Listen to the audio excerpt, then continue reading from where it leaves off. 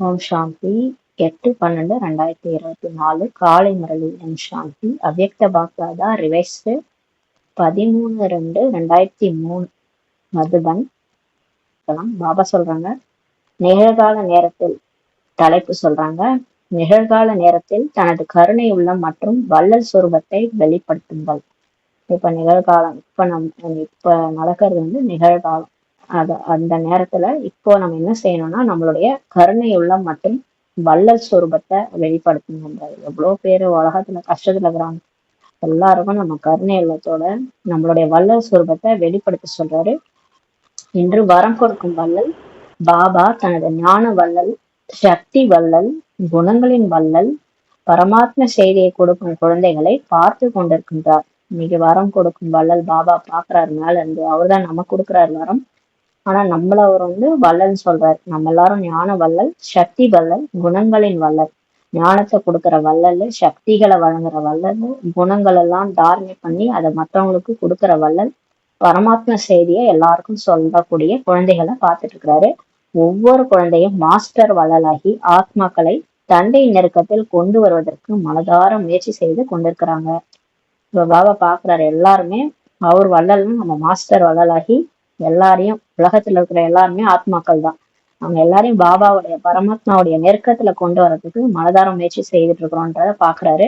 உலகில் அநேக விதமான ஆத்மாக்கள் இருக்கின்றன சொல்லி பாபா சொல்றாரு. பாபா சொல்றாங்க, எந்த ஆத்மாக்களுக்கெல்லாம் நான் அமிர்தம் தேவைன்றத பார்க்கணும், எந்த ஆத்மாக்களுக்கு சக்தி தேவை, குணம் தேவை. இப்ப பாபா அந்த மாதிரி பார்க்க சொல்றாரு. குழந்தைகளாகி உங்களிடம் அனைத்து பொக்கிஷங்கள் இப்ப அழிவற்று இருக்கிறது. இப்ப நம்ம கிட்ட பாபா நம்ம பாபா குழந்தையானவருக்கு நம்ம கிட்ட ஞானம் கொடுத்துட்டாரு, சக்தி கொடுத்துட்டாரு, குணம் கொடுத்துட்டாரு. எப்ப பாபா குழந்தை ஆனமோ அப்ப எல்லாமே உங்களுக்கு வந்துருச்சுன்றாரு. ஏன்னா கடவுளை தெரிஞ்சிட்டோன்னே அவருடைய குழந்தையானவருக்கு அப்பா அவருன்னா அவருடைய ஆஸ்தி, அவருடைய இது எல்லாமே நம்மளது தானே.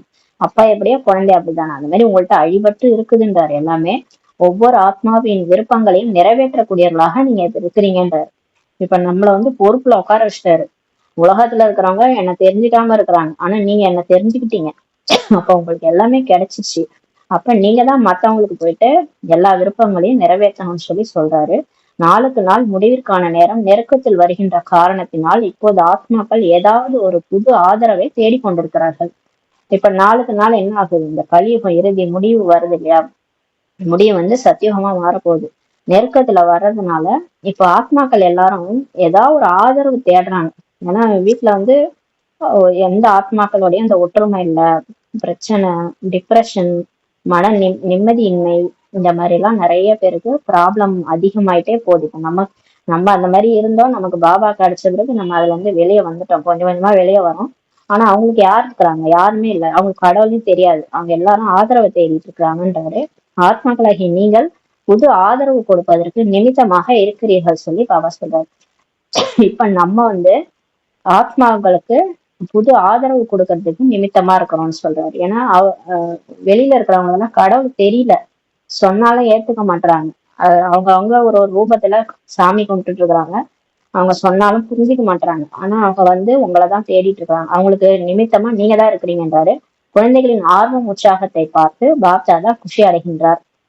இப்ப நம்ம பாபா நம்மளை செலக்ட் பண்ணி நமக்கு ஞானம் கொடுக்குறாரு இல்லையா, நம்ம ஆர்வம் உற்சாகத்தோட பாபா கிட்ட வந்திருக்கணும்ன்றதை பார்த்து அவர் குஷி அடைகிறாரு.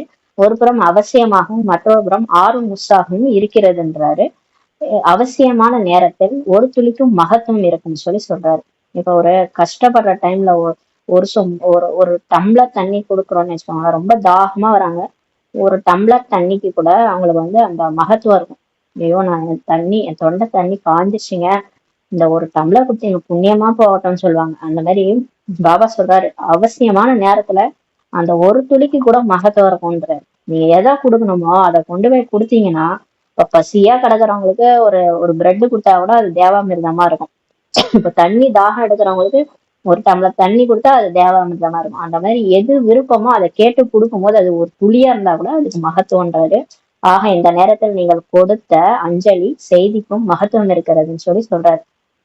அதே மாதிரிதான் இந்த ஞானத்தை நம்ம கொடுக்கணும்ல, பாபா வந்துட்டாருன்ற செய்தியை கொடுக்குறோம் பாருங்க. கரெக்ட் டைம் பார்த்து நம்ம சொல்லும் போது அதுக்கு கூட மகத்துவம் இருக்குதுன்றாரு. நிகழ்காலத்தில் குழந்தைகளாகிய நீங்கள் அனைவரும் கருணையுள்ள மற்றும் வள்ளல் சுரூபத்தை வெளிப்படுத்தும் நேரம் இதுன்னு சொல்றாரு. இப்ப என்ன நேரம்னா, நம்மளுடைய கருணை உள்ளம் வள்ளல் சுரூபத்தை இப்பயே வெளிப்படுத்துற நேரம்ன்றாரு. பிராமண ஆத்மாக்களாகிய உங்களது அனாதி சொரூபத்திலும் வள்ளல் சம்ஸ்காரமே நிறைந்திருக்கிறது. பாருங்க, நீங்க பரந்தாமத்துல அனாதி, அதான பரந்தாமத்துல புள்ளியா இருக்கிறோம்ல, அதான் அனாதி சொரூபம். பாபா கூட பக்கத்துல இருக்கும்போது அனாதி சொரூபம். அந்த சொரூபத்துல கூட உங்களுடைய வள்ளல் சம்ஸ்காரம் தான் நிறைஞ்சிருக்குது. கொடுக்கக்கூடியவங்களா நீங்க இருக்கிறீங்க. வள்ளல்னாலே என்னது? கொடுக்கணும். அதனாலதான் கர்ணன் கூட வள்ளல்னு சொல்லுவாங்கல்ல. நம்ம எதா இருந்தாலும் இந்த இடது கைக்கு தெரியாம வலது கை கொடுக்கணும் தான். அந்த மாதிரி நம்ம கொடுக்கறது காசு, பணம், செல்வம், எதா இருந்தாலும் நம்ம கொடுக்கணும் இல்லையா? ட்ரெஸ், வஸ்திர தானம் எல்லாம் கொடுக்கணும்ல.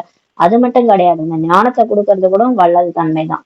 நமக்கு தெரிஞ்சதை மத்தவங்க சொல்றது, அந்த ஞானத்தை கொடுக்கறது, சக்தியை கொடுக்கறது, நம்ம ஒரு சக்திசாலியா மத்தவங்களுக்கு போய் ஹெல்ப் பண்றது, சக்தியை கொடுக்கறது, அவங்க கஷ்டப்படுறவங்களுக்கு மனசு ஆறுதல் கொடுக்கறது, எல்லாமே வள்ளல் தன்மை தான். இந்த வள்ளல் சம்ஸ்காரத்தை நீங்க நிரப்புங்கன்றாரு. இப்ப அதை வெளிப்படுத்துற நேரம் வந்துச்சுன்றாரு. ஆகையால் கல்ப விருட்ச சித்திரத்தில் நீங்கள் விருட்சத்தின் வேர் பகுதியில் காண்பிக்கப்பட்டுள்ளீர்கள். பாபா சொல்றாரு, இப்ப இந்த மனித சிருஷ்டி மரம் இருக்குல்ல, மனித சிருஷ்டி மரத்தினுடைய விதையா பாபா இருக்கிறாரு. அதோடைய வேர் பகுதியில பாபாக்கு பக்கத்துல யார் இருக்கிறாங்க? இந்த மரத்தோட வேறு நீங்க தான்ற. நீங்க தான், பிராமணர்கள் தான் மரத்தோட வேறு சொல்றாரு. ஏனெனில் வேர் மூலமாக தான் முழு மரத்திற்கும் அனைத்தும் சென்றடைகிறது. இப்ப மரத்துக்கு தண்ணி ஊத்தணும், நம்ம எங்க ஊத்துவோம்? வேர்ல தண்ணி ஊத்தினாலே முழு மரமும் மலரும் இல்லையா? அப்ப நீங்க வேர் மூலமா தான் முழு மரத்துக்குமே எல்லாமே போகுது. அப்ப வேர்ல யார் இருக்கிறாங்க? வேர்ல பிராமணர்கள் நீங்க இருக்கிறீங்க. அப்ப நீங்க உங்கள்கிட்ட இருக்கிற வைப்ரேஷன் தான் இந்த உலகம் ஃபுல்லா பரவுகின்றார். உங்களது ஆதி சுரூபம் தேவதை சுரூபம் சொல்லி பாபா சொல்றாரு. நீங்க அனாதியில புள்ளியா நட்சத்திரமா இருந்தீங்க. அதுக்கப்புறம் நீங்க முத நடிக்க வரும்போது உங்களுடைய சொரூபம் என்னன்னா தேவதையா இருந்தீங்க. அதன் பொருளே தேவதை என்றால் கொடுக்கக்கூடியவர்கள். தேவதைன்னா யாரு? இப்ப நீங்க கோயில்ல பாக்குற அந்த லட்சுமியா இருந்தாலும் சரி, சரஸ்வதியா இருந்தாலும் சரி, எப்படி இருக்கிறாங்க? கையை எப்படி காட்டுறாங்க? கை என்ன யார்ட்டையாவது ஏதாவது கை ஏந்துறாங்களா? கை ஏந்தல, கொடுக்குறாங்க. கொடுக்குறவங்க தான் தேவதைன்னு சொல்றாரு. உங்களது மத்திய சொரூபம் பூஜ்ய சிலையாகும். அதே மாதிரி அடுத்த சொரூபத்துக்கு வாங்க. 5 சொரூபத்தை சுத்த வைக்கிறாரு. அடுத்து நம்ம துவாபர யுகத்துல மத்திய சொரூபத்துக்கு வரோம். அங்க நம்மளுடைய சொரூபம் என்னன்னு பாத்தீங்கன்னா, கோயில்ல சிலையா இருக்கிறது தான் பூஜ்ய சொரூபம். பூஜைக்குரிய சொரூபம் தான் நம்மளுடைய சொரூபம். ஆக மத்திய காலத்துல நீங்க எப்படி இருக்கிறீங்க? பூஜ்ய ரூபத்தில் நீங்கள் வரதானம் கொடுப்பவர்களாக ஆசீர்வாதம் கொடுக்கும் வள்ளல் ரூபத்தில் தான் இருக்கிறீங்க. இப்ப கோயில்ல போய் சிலைய பாருங்க. ஒவ்வொரு சிலையும் கைய எப்படி காட்டிட்டு இருக்குது. பேர்பட்டவங்க வந்தாலும் சரி, அது திருடனா இருந்தாலும் சரி, கொலை பண்றவனா இருந்தாலும் சரி, அந்த சிலை என்ன பண்ணுது? உனக்கு எதுவும் நான் கொடுக்க மாட்டேன்னு சொல்லுது. ஆசீர்வாதம் கொடுக்கும் வள்ளல் ரூபத்துலதானே இருக்குது. அது நீங்க தானான்னு சொல்றாரு. ஆத்மாக்களாகிய உங்களது விசேஷ சொரூபமே வள்ளல் ஆகும். பாபா சொல்றாரு, உங்களோட விசேஷ சொரூபமே கொடுக்கக்கூடியவர்கள் தான் சொல்றாரு.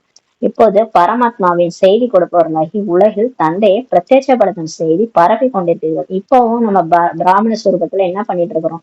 இப்பவும் நம்ம கொடுக்குறவங்களதான் இருக்கிறோம். பாபாவுடைய செய்தியை உலகம் ஃபுல்லா பிரத்யட்சப்படுத்தக்கூடிய செய்தியாளரா இப்ப இருக்கணும். எனவே ஒவ்வொரு பிராமண குழந்தையும் சோதனை செய்யுங்கள். இப்போ சோதனை செய்யுங்க. அனாதி ஆதி வள்ளலுக்கான சம்ஸ்காரம் ஒவ்வொருவரின் வாழ்க்கையும் சதா வெளிப்படையான ரூபத்தில் இருக்கிறதா? என்னோட அனாதி புள்ளியா நான் இருக்கும்போது வள்ளலா இருந்தேன் இல்லையா, அந்த சம்ஸ்காரம் தான் எனக்குள்ளார இருந்தது. கொடுத்துட்டே இருந்தேன். தேவதையா இருக்கும் போது எல்லாருக்கும் கொடுத்துட்டே தான் இருந்தேன். அந்த சொரூபம் இப்ப எமர்ஜ் ஆகுதான்றாரு. வள்ளல் சம்ஸ்காரம் உடைய ஆத்மாக்களின் அடையாளம் எப்படி இருக்கும்? வள்ளலா இருக்கிறவங்க, அதுதான் அவங்க சம்ஸ்காரமே. அவங்க எப்படி இருப்பாங்க? ஒருவர் கொடுத்தால் நான் கொடுக்கிறேன், ஒருவர் செய்தால் நான் செய்வேன் என்ற எண்ணத்திலும் கூட ஒருபோதும் அவர்கள் நினைக்க மாட்டார்கள். பாபா சொல்றாரு, அவங்க செஞ்சாதான் நான் செய்வேன், அவங்க எனக்கு கொடுத்தா நான் கொடுக்குறேன், அவங்க கொடுக்கலன்னா நான் கொடுக்க மாட்டேன், அப்படி இருப்பாங்களா? அந்த மாதிரி எண்ணத்துல கூட அந்த மாதிரி நினைக்க மாட்டாங்க. யாருன்னா வள்ளலுக்கான சம்ஸ்காரம் இருக்கிறவங்க அந்த மாதிரி நினைக்க மாட்டாங்க. நிரந்தர திறந்த களஞ்சியமாக இருப்பாங்க. யார் வந்தாலும் ஏதாவது கொடுத்துக்கிட்டே இருப்பாங்க. குணங்களை கொடுப்பாங்க, சக்தியை கொடுப்பாங்க, ஞானத்தை கொடுப்பாங்க, எல்லாம் பொருளாவது கொடுத்து அனுப்புவாங்க. பிரம்மா பாபா அந்த காலத்துல அவரை பார்க்க வரவங்களுக்கு எதையாவது கொடுத்துதான் அனுப்புவாராம். அந்த மாதிரி அவர் வள்ளலா இருந்தவராம். கையிலேயே ஸ்தூலமாவே ஏதாவது கொடுப்பாராம். அப்புறம் ஞானத்தையும் கொடுப்பாரு. அப்புறம் நம்ம பிராமணர்கள் நம்ம என்ன கொடுக்கணும்? வாயால 2 ஞான ரத்தனங்களை சொல்லி அனுப்பணும். எதனா அவங்க கவலையா வந்தாங்கன்னா அவங்களுக்கு ஒரு பாயிண்ட் சொல்லி அனுப்புங்க, போதும். அந்த பாயிண்ட்லயே அவங்க திருப்தி அடைஞ்சிருவாங்க. ஞானத்தை சொல்லுங்க, சக்திகளை கொடுங்க, அவங்களுக்கு எல்லாமே கொடுங்க. உங்களால முடிஞ்சதை கொடுங்க. உங்க கையில என்ன இருக்கோ அதை கொடுத்து அனுப்புங்க. இல்ல உங்களால அன்பு கொடுக்க முடியுமா அன்பு கொடுங்க. ஏதாவது ஒரு சக்தி, ஏதாவது ஒரு குணத்தை கொடுத்து அனுப்புங்க. அப்ப அவங்க நிரந்தரம் பிறந்த களஞ்சியமாக இருப்பார்கள். ஆக நாலாபுறங்களில் உள்ள குழந்தைகளின் வள்ளலுக்கான சம்ஸ்காரத்தை பாப்தாதா இப்ப பார்த்துக்கிட்டு இருந்தாரு. எந்த மாதிரி என் குழந்தைகள் எல்லாம் வள்ளல் மாதிரி இருக்கிறாங்கன்னு பார்த்துட்டு இருந்தாரு. என்ன பார்த்திருப்பார்? என்ன பார்த்திருப்பார் பாபா? வரிசை கிரமமாக இருக்கவே செய்கிறீர்கள். எல்லாரும் வரிசை கிரமமா தான் இருக்கிறீங்க. எப்படி இருந்தால் நானும் இதை செய்வேன் என்று ஒருபோதும் இந்த சங்கல்பம் செய்யாதீர்கள். அவங்க இப்படி இருந்தா நானும் அதை செய்யறேன் அப்படின்னு நினைக்காதீங்க. வள்ளல் சம்ஸ்காரம் உடையவர்கள் அனைத்து தரப்பிலிருந்தும் தானாகவே சகயோகம் பிராப்தியாக கிடைக்கும். அதாவது இப்ப யார் வள்ளல்லாம் இருக்கிறாங்களோ எதை பார்த்தாலும் கொடுத்துக்கிட்டே இருக்கிறாங்க. அந்த மாதிரி கொடுக்குற குணம் இருக்கிறவங்களுக்கு எல்லாருமே ஹெல்ப் பண்ணுவாங்கன்றார். எல்லா தரப்புல இருந்து அவங்களுக்கு சகயோகம் பிராப்தியா கிடைக்கும். ஆத்மாக்கள் மூலம் மட்டுமல்ல, இயற்கையும் கூட சரியான நேரத்தில் சகயோகி ஆகிவிடும். பாபா சொல்றாரு பாருங்க, யாரெல்லாம் கொடுத்துக்கிட்டே இருக்கிறாங்களோ இப்ப தூய்மை, சுகம், சாந்தி இந்த குணங்களை கூட வாங்கி நம்ம இயற்கைக்கு கொடுக்குறோம். நம்ம மனசா சேவை செய்யறோம்னா இயற்கை கூட என்ன பண்ணிடும், சரியான நேரத்துல நமக்கு ஹெல்ப் பண்ணும், சகயோகி ஆகிடும்ன்றாரு. ஆத்மாக்களுக்கு மட்டும் கிடையாது, எல்லாருமே நமக்கு சகயோகி ஆயிடுவாங்க. இயற்கை கூட சகயோகி ஆயிடும்ன்றாரு. யார் கொடுக்குறாங்களோ அவங்களுக்குன்றாரு. யார் சதா வள்ளல் ஆகிறார்களோ அந்த புண்ணியத்தின் பலன் சரியான நேரத்தில் சகயோகம், சரியான நேரத்தில் வெற்றி அந்த ஆத்மாவுக்கு எளிதாக பிராப்தியாக கிடைக்கும். பாபா சொல்றாரு, யார் கொடுக்கிற சம்ஸ்காரமா வள்ளலா இருக்கிறாங்களோ அவங்களுக்கு புண்ணிய பலன் எப்ப கிடைக்கும்? சரியான நேரத்துல உதவி கிடைக்கும், சரியான நேரத்துல வெற்றியும் அவங்களுக்கு எளிதாக பிராப்தியாக கிடைக்கும்னு சொல்லி சொல்றாரு பாபா. இது மாதிரிலாம் நம்ம அந்த காலத்திலேயே சில பாட்டெல்லாம் இருக்குது. நமக்கு தர்மம் தலை காக்கும், தக்க சமயத்தில் உயிர் காக்கும்ன்ற பாட்டெல்லாம் நமக்கு இருக்குது. அதுதான் பாபாவும் சொல்றாரு, நீங்க என்ன செய்றீங்களோ அந்த புண்ணியத்தினோட பலன் உங்களுக்கு சரியான நேரத்துல உதவி கிடைக்கும். அப்ப நம்ம செய்யணும். முதல்ல நம்ம எல்லாருக்கும் கொடுக்கணும்ன்ற அந்த எண்ணம் வரணும். நம்ம போய் மற்றவங்களுக்கு கஷ்ட நேரத்துல உதவி செய்யணும். அப்பதான் நமக்கு கஷ்ட நேரத்துல யாராவது உதவி செய்வாங்க. அந்த மாதிரி நம்ம வள்ளலா இருந்து எந்த நேரமும் உதவி பண்ணிட்டே இருக்கணும். உதவி பண்ண சகயோகம் கொடுக்கணும். அப்ப மற்றவங்களும் நமக்கு சகயோகம் கொடுப்பாங்க. இயற்கை கூட நமக்கு சகயோகம் கொடுக்கும். ஆனா நம்ம செய்யணும். அதுதான் பாபா இப்ப செய்ய சொல்றாரு. இதுவும் சூட்சம கணக்காகும் சொல்லி பாபா சொல்றாரு. இதெல்லாம் சூட்சம கணக்கு, இதெல்லாம் நீங்களே செக் பண்ணிக்கோங்கன்றார். ஆகையால் வள்ளலுக்கான சம்ஸ்காரம் வெளிப்படையான ரூபத்தில் வைத்துக் கொள்ளுங்கள். இப்ப இந்த வள்ளல்ன்றது தெரியும். உங்களை பார்த்தாலே, உங்கள்கிட்ட போனாலே எதையாவது கொடுப்பாங்க. ஒன்னும் வயிறை நிரப்பிடுவாங்க, திருப்தியா ஆக்கிடுவாங்க, சாப்பாடு போட்டு அனுப்புவாங்க. இல்லைன்னா நமக்கு ஏதாவது கொடுத்து மகிழ்ச்சி படுத்துவாங்க. இப்ப நம்ம யாருக்காவது ஏதாவது பொருள் கொடுத்தாலே அதுலயே திருப்தி பட்டுடுவாங்க இல்லையா? அந்த அந்த ஒரு பொருளை பார்த்தாலே அவங்களுக்கு சந்தோஷமாயிடும். அந்த மாதிரி கூட சிலருக்கு என்ன வேணுமோ அவங்க மனசை புரிஞ்சுக்கிட்டு அதை கொடுத்தாலே போதும். அதுல ஆத்மா திருப்தி ஆயிடுவாங்க. அந்த மாதிரி சம்ஸ்காரத்தை வெளிப்படையான ரூபத்துல இப்ப வச்சுக்கோங்கன்றாரு. விடுங்கள். பாபா சொல்றாரு, இப்ப நம்ம புண்ணிய கணக்கு இருக்கு இல்லையா, அது உங்களுக்கு 1க்கு 10 மடங்கு பலன் இப்ப கொடுக்குதுன்றாரு. அதனால புண்ணிய காரியம் நிறைய செய்யுங்கன்றாரு. ஆக முழு நாளும் குறிப்பிடுங்க. இப்ப குறிப்பிடுங்க, முழு நாளும் நீங்க நோட் பண்ணுங்க டைரியில. சங்கல்பத்தின் மூலம், வார்த்தைகளின் மூலம், சம்பந்தம் தொடர்பின் மூலம் புண்ணிய ஆத்மாவாகி புண்ணியத்தின் கணக்கு எவ்வளவு சேமித்திருக்கிறேன்றத செக் பண்ணுங்க. இப்ப என் எண்ணம் மூலமா, என்னுடைய வார்த்தைகள் மூலமா, நான் பேசுற வார்த்தை மூலமா, அப்புறம் என் கூட இருக்கிறவங்களுக்கு எல்லாருக்கும் நான் புண்ணிய ஆத்மாவாகி எவ்வளவு பேருக்கு நான் புண்ணியத்தின் கணக்கை சேமிச்சிருக்கிறேன். எல்லாருக்கும் நான் நல்லது பண்ணியிருக்கிறேனா, எல்லாருக்கும் ஏதாவது கொடுத்து அவங்க மனசை மகிழ்ச்சி படுத்திருக்கிறேனா அப்படின்றத நீங்க செக் பண்ணுங்க. மன சேவையும் கூட புண்ணிய கணக்கை சேமிப்பு செய்கிறது. இதே மாதிரி நீங்க மனசா சேவை பண்ணா கூட உலகத்துக்கே சக்தி போகுது. பூமி பந்து மேல பரிசாவா பறந்து அப்பப்ப நான் பாபாட்ட சக்தி வாங்கி உலகம் ஃபுல்லா போகுதுன்னு நினைச்சாலே போதும், பாபா அதை பாத்துக்குவாரு. நம்ம ஆனா நினைக்கணும், அவ்வளவுதான். நம்ம டைம் ஒதுக்கி நம்ம 1 நிமிஷம் 2 நிமிஷம் ஒரு ஒரு ஒரு நாள்ல 1 மணி நேரத்துக்கு ஒரு தடவை ஒரு 3 நிமிஷம் பண்ணா கூட போதும். நான் பரிசாவா நான் பறந்துட்டு இருக்கிறேன். பூமி பந்துல பாபாட்ட தூய்மை, சுகம், சாந்தி அதிர்வலைகள் எனக்குள்ளார நிரம்பி உலகம் ஃபுல்லா பரவுது. இதுதான் மனசேவை, மனசா சேவை. அதெல்லாம் மனசு ஒருநிலைப்பட்டாதான் அதை செய்ய முடியும். மனசுல பிரச்சனை, ஏதாவது ஒரு லௌகீக விஷயங்களை மாட்டிட்டு இருந்தா நம்மளால அதை செய்ய முடியாது. ஆனா அதை செஞ்சீங்கன்னா அவ்வளவு புண்ணியம். அந்த புண்ணிய கணக்கு அது சேமிப்பு செய்கிறதுன்றாரு. வார்த்தைகளின் மூலம் ஒரு பலவீன ஆத்மாவை குஷிப்படுத்துகிறீர்கள். இப்ப வராங்க இல்லையா, யாராவது வராங்க, கஷ்டத்துல வராங்க, அவங்களுக்கு முரளி பாயிண்ட்ஸ் 2 சொன்னா கூட அவங்க திருப்தி ஆயிடுறாங்கல்ல. ஓஹோ, இதெல்லாம் புரியாம நான் கஷ்டப்பட்டுட்டு இருந்தேன் அப்படின்ட்டு ஒரு பலவீன ஆத்மாவை கூட நீங்க குஷிப்படுத்துறீங்க. குழப்பமானவரை பெருமையின் நினைவு ஏற்படுத்துகிறீர்கள். இப்ப யாரெல்லாம் குழப்பமா வந்திருக்கிறாங்களோ அவங்களுக்கு வந்து அவங்களுடைய சொரூபத்தை நினைவுபடுத்துறீங்க. நீங்கெல்லாம் ஆத்மா, நீங்க நீங்க நடிக்க வந்திருக்கீங்க அப்படின்ட்டு அவங்களுடைய பெருமை நினைவை ஏற்படுத்துகிறீங்க. மனமுடைந்த ஆத்மாவை தனது வார்த்தைகளின் மூலம் ஊக்க உற்சாகத்தில் கொண்டு வருகிறீங்க. எவ்வளவு பேர் வராங்க இல்லையா, சென்டருக்குள்ளார நுழையும் போதே கஷ்டத்துலதான் வராங்க இல்லையா, அவங்களுக்கு உங்களுடைய வார்த்தை மூலமா ஊக்க உற்சாகத்தை கொண்டு வரீங்க. சம்பந்தம் தொடர்பில் வரும் ஆத்மாக்களுக்கு தனது சிரேஷ்ட சகவாசத்தின் அனுபவத்தை செய்விக்கிறீங்க. யாரெல்லாம் நம்ம கூட சம்பந்தம் தொடர்புல வராங்களோ, உறவினர்கள்லாம் இருக்கிறாங்களே, அவங்களுக்கு நம்ம நல்ல நட்பை வந்து அனுபவம் செய்ய வைக்கிறோன்றாரு. இந்த விதியின் மூலம் புண்ணிய கணக்கு சேமிக்க முடியும். இந்த மாதிரி நம்ம செய்யறதன் மூலமா நம்மளுடைய புண்ணிய கணக்கு சேமிப்பாகுதுன்றார். இந்த பிறவியில் அந்த அளவுக்கு புண்ணியம் சேமிக்க முடியும் சொல்லி பாபா சொல்றாரு. இதே பிறவிதான், அந்த சங்கமயுக பிராமண பிறவில தான் நீங்க இதை செய்ய முடியும். நம்ம பழைய பிறவில கூட கலியுகத்துல வாழும்போதெல்லாம் இந்த மாதிரி நம்ம செய்யல, ஆனா இப்பதான் அதை செய்ய முடியுன்றாரு. அதாவது இந்த சங்கமயுகத்துலதான் நீங்க உங்க தலைவிதியே எழுதிக்கிறீங்கன்றாரு. இப்ப செய்யற புண்ணியம் தான் உங்களுக்கு அடுத்து எடுக்க போற பிறவிக்கு சத்தியுகத்துல வந்து தொடருதுன்றாரு. அரை கல்பம் அந்த புண்ணியத்தின் பலத்தை நீங்க அனுபவிக்கிறீங்க. 2500 வருஷம் இப்ப செய்யற புண்ணியத்தை தான் நீங்க அனுபவிக்கிறீங்க. மேலும் அரை கல்பம் உங்களது ஜட சித்திரம் சிலைக்கு வந்து பாவி ஆத்மாக்களை வாயு மண்டலத்தின் மூலம் பாவத்துல இருந்து விடுவிக்கிறீங்க. இப்ப நீங்க செய்யற அந்த புண்ணியம் வந்து 2500 வருஷம் அந்த பலனை நம்ம அனுபவிக்கிறோம். அப்புறம் மீதி 2500 வருஷம் பக்தி மார்க்கம் ஸ்டார்ட் ஆகுது. அப்ப வந்து துவாபரயுகம் கலியுகம் ஸ்டார்ட் ஆகும்போது அப்ப நம்ம வந்து சிலையா இருக்கிறோம். அப்ப வந்து நம்ம நம்மளே இறங்கி வந்துடுறோம் இல்லையா, ஆனா நம்மளோட சிலை இருக்குது, கோயிலா கட்டி அதுல சிலை இருக்குது. அந்த சிலைக்கு முன்னாடி வர பாவி ஆத்மாக்கள் இருக்காங்க இல்லையா, அவங்களுக்கு அவங்களுக்கு வாயுமண்டலத்தின் மூலம் அதனாலதான் அந்த கோயில் அந்த கற்ப கிரகத்துக்கு உள்ளார போகும்போது அந்த வாயுமண்டலமே ஒரு அமைதியா இருக்கும். அங்க போயிட்டு வந்தாலே எனக்கு நிம்மதியா இருக்குன்னு சொல்றாங்க. அதை இன்னி வரைக்கும் சொல்றாங்கன்னா இப்ப நம்ம உருவாக்குற வைப்ரேஷன் தான் சொல்லி சொல்றாரு. இதுதான் உங்களுக்கு 2500 வருஷம் உங்க சிலைக்கு முன்னாடி வர பாவி ஆத்மாக்கள் வாயுமண்டலத்தின் மூலம் அவங்க பாவத்துல இருந்தே நீங்க விடுவிக்கிறீங்கன்னு சொல்றாரு. அதாவது நம்ம இங்க வந்து நம்ம பாவத்தையும் அழிச்சுட்டு நம்மளும் யோகா பண்ணி புண்ணிய கணக்கையும் நம்ம சேமிப்பு செய்யற இந்த டைம், இந்த ஒரு பிரிவுல பண்றதுதான் அடுத்த 5000 வருஷத்துக்கு அது பலன் அனுபவிக்கிறீங்கன்றாரு. பதீத பாவனையாக ஆகி விடுகிறீர்கள். இப்ப நீங்களே பாபா நமக்கு தூய்மையற்றவர்களை தூய்மையாக்க வந்துருக்காரு. இப்ப நம்மளே பதீத பாவனையா நம்ம ஆகிறோம்னு சொல்லி சொல்றாரு. அதாவது பாவத்தை நீக்கக்கூடியவங்கள நீங்களே ஆயிடுறீங்கன்னு சொல்லி சொல்றாரு. எப்படி நம்ம ஆகிறோம்னா பாபா குழந்தையாகி பாபா சேவையை செய்யும் போதுதான் நம்ம பதீத பாவனையா ஆகிறோம்னு சொல்றாரு. ஏன்னா அவருடைய குழந்தையா அவர் சேவையை நம்ம செய்யறோம். அவரு நம்ம வந்து கருவியாக்கிருக்கிறாரு. அவர் செய்ய வேண்டிய காரியத்தை நம்ம செய்யறதுனால நம்மளும் பதீத பாவனையா ஆகிறோன்றாரு. ஆக பாப்தாதா ஒவ்வொரு குழந்தையும் சேமித்திருக்கும் புண்ணிய கணக்கை பார்த்து கொண்டிருக்கிறார். இப்ப பாக்குறாரு மேல இருந்து இந்த குழந்தைங்க எவ்வளவு புண்ணிய கணக்கு சேமிச்சிருக்கிறாங்க, அவங்க பாவத்தெல்லாம் அழிச்சிட்டு இப்ப புண்ணிய கணக்கு எவ்வளவு சேமிச்சிருக்கிறாங்கன்னு பாக்குறாரு. நிகழ்காலத்தில் சேவையில் குழந்தைகளின் ஆர்வம் உற்சாகத்தை பார்த்து பாப்தாதா குஷி அடைகிறார். இப்ப எல்லாருக்கும் சேவை மேல அவ்வளவு ஆர்வம் உற்சாகம் இருக்குது. எல்லாத்துக்கும் நானும் சொல்றாங்க, போய் சென்ட்ரலையும் சேவை பண்றாங்க.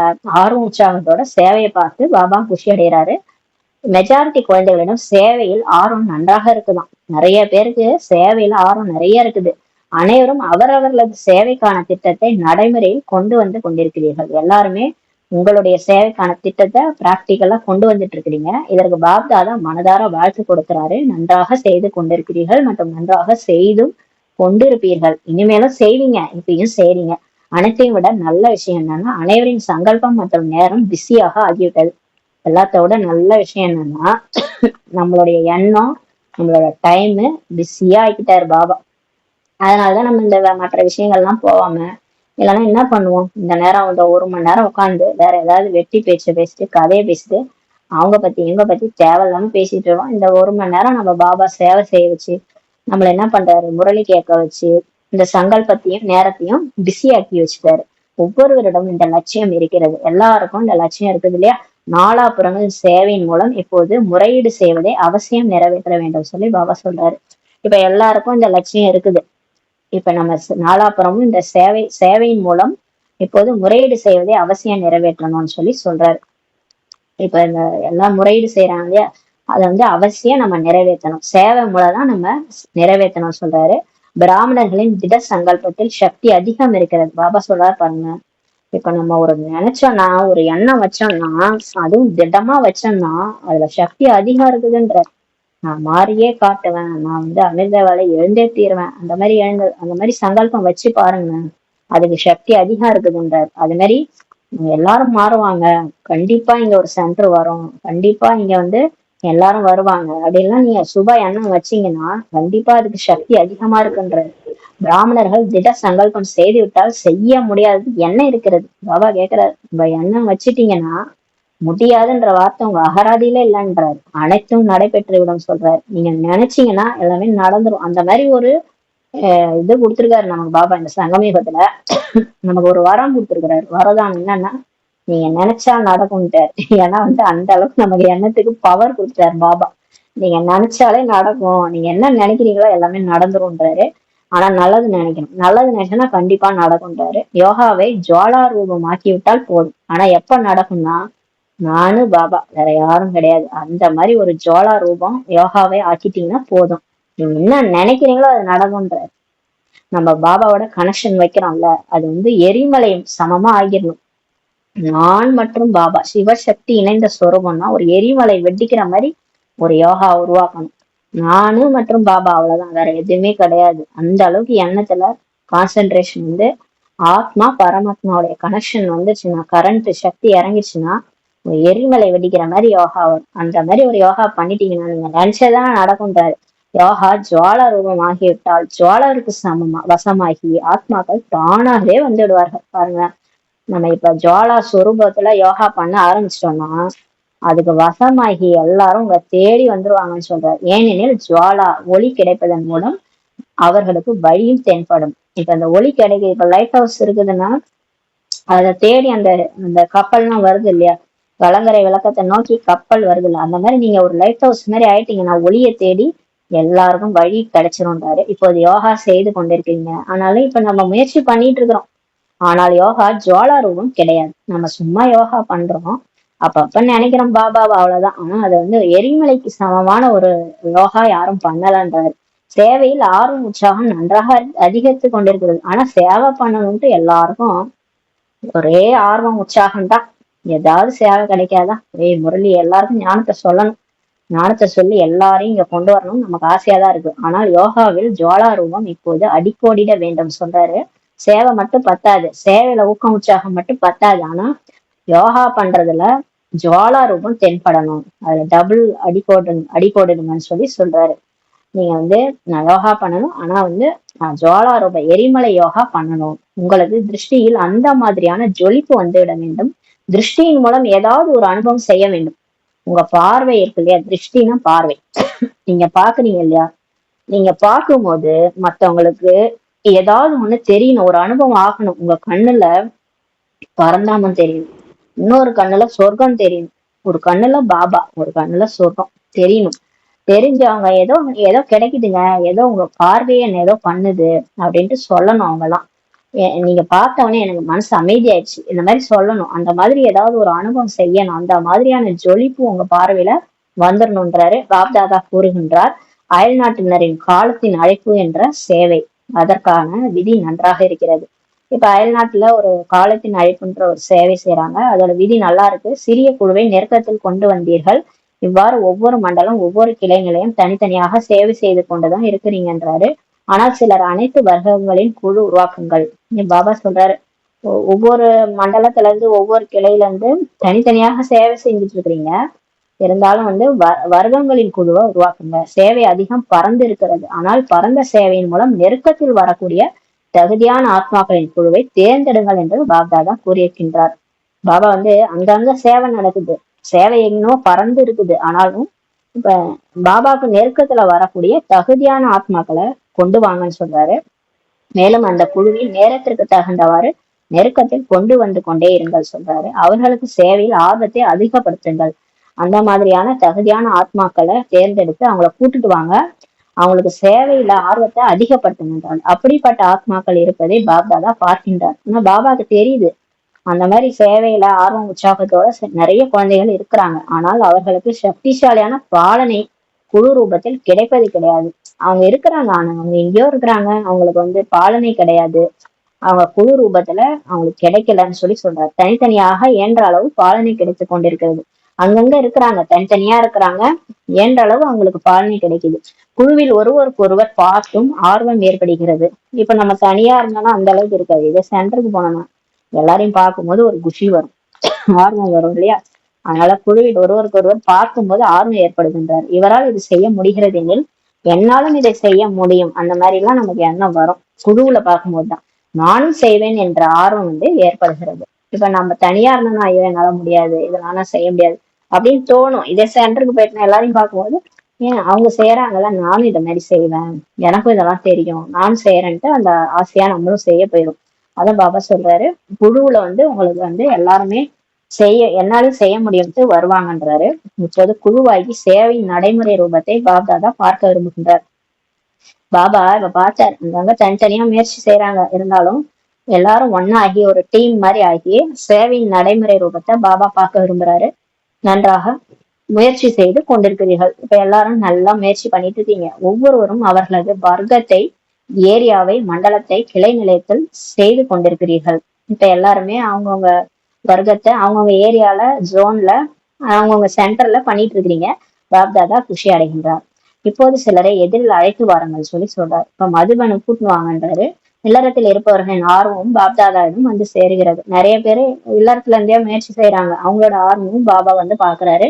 இரட்டை அயல்நாட்டினரும் இரட்டை காரியத்தில் சேவை மற்றும் சுய முயற்சியில் ஆர்வம் நன்றாக இருக்கிறதுன்னு சொல்லி சொல்றாரு.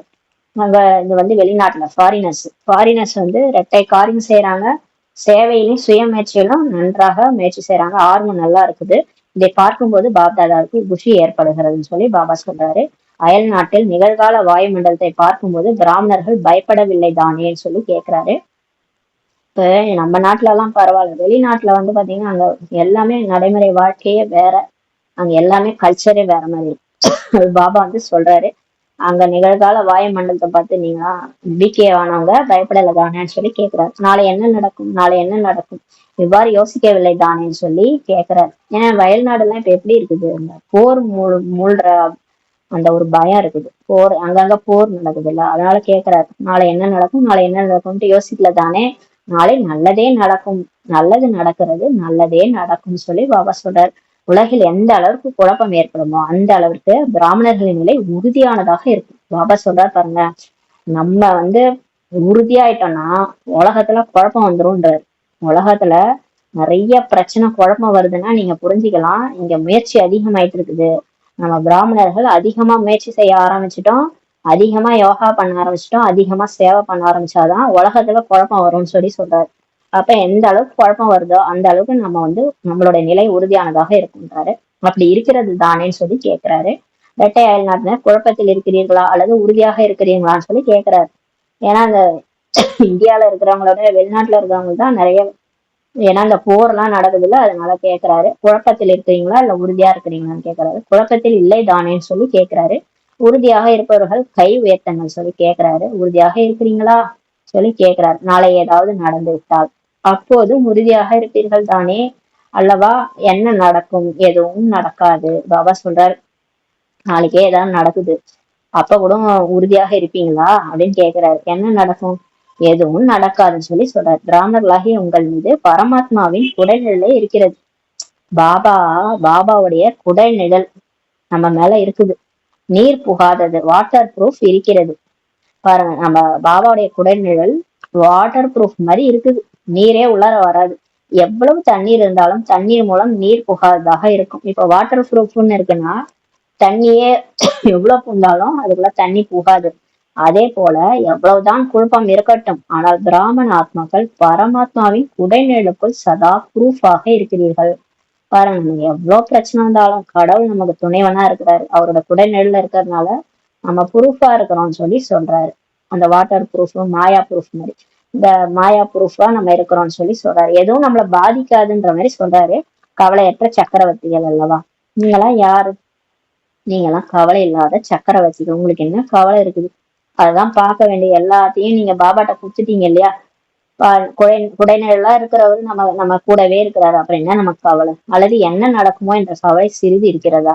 இல்லைன்னா ஒருவேளை கவலைப்படுறீங்களா? ஐயோ என்ன நடக்குமோன்னு தெரியலையே, போர் வரும்லாம் சொல்லியிருக்கிறாங்க, நம்ம நிலைமை என்ன ஆகுமோ தெரியல, அப்படிலாம் பயப்படுறீங்களா?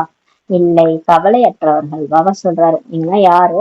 கவலையற்ற மகாராஜா, சுயராஜ்ய அதிகாரியாகி கவலையற்ற சக்கரவர்த்தியாகி ஆடாத அசையாத இருக்கையில செட் ஆகி இருங்க. எப்பவுமே என்ன நடந்தாலும் சரி, நீங்க எந்த இடத்துல இருந்தாலும் சரி, எதை நினைச்சு கவலைப்படாதீங்க. எல்லாம் நடக்குமோ அது எல்லாமே நல்லதுதான் நடக்கும். அதனால கவலையற்றவர்கள், சுயராஜ்ய அதிகாரி, கவலையற்ற சக்கரவர்த்தி, ஆடாத அசையாத சேர்ல உட்காந்துருங்கன்றாரு. எங்க நெற்றி பூர்வத்துல ஆத்மா என்ற சீட்ல உட்காந்துருங்க. இருக்கையை விட்டு கீழே இறங்காதீர்கள். எப்பவுமே அந்த சுயராஜ்ய அதிகாரி நிலையில இருந்து கீழே இறங்காதீங்க. இல்லைன்னா உடல் உணர்வுல வந்துட்டீங்கன்னா அவ்வளவுதான்.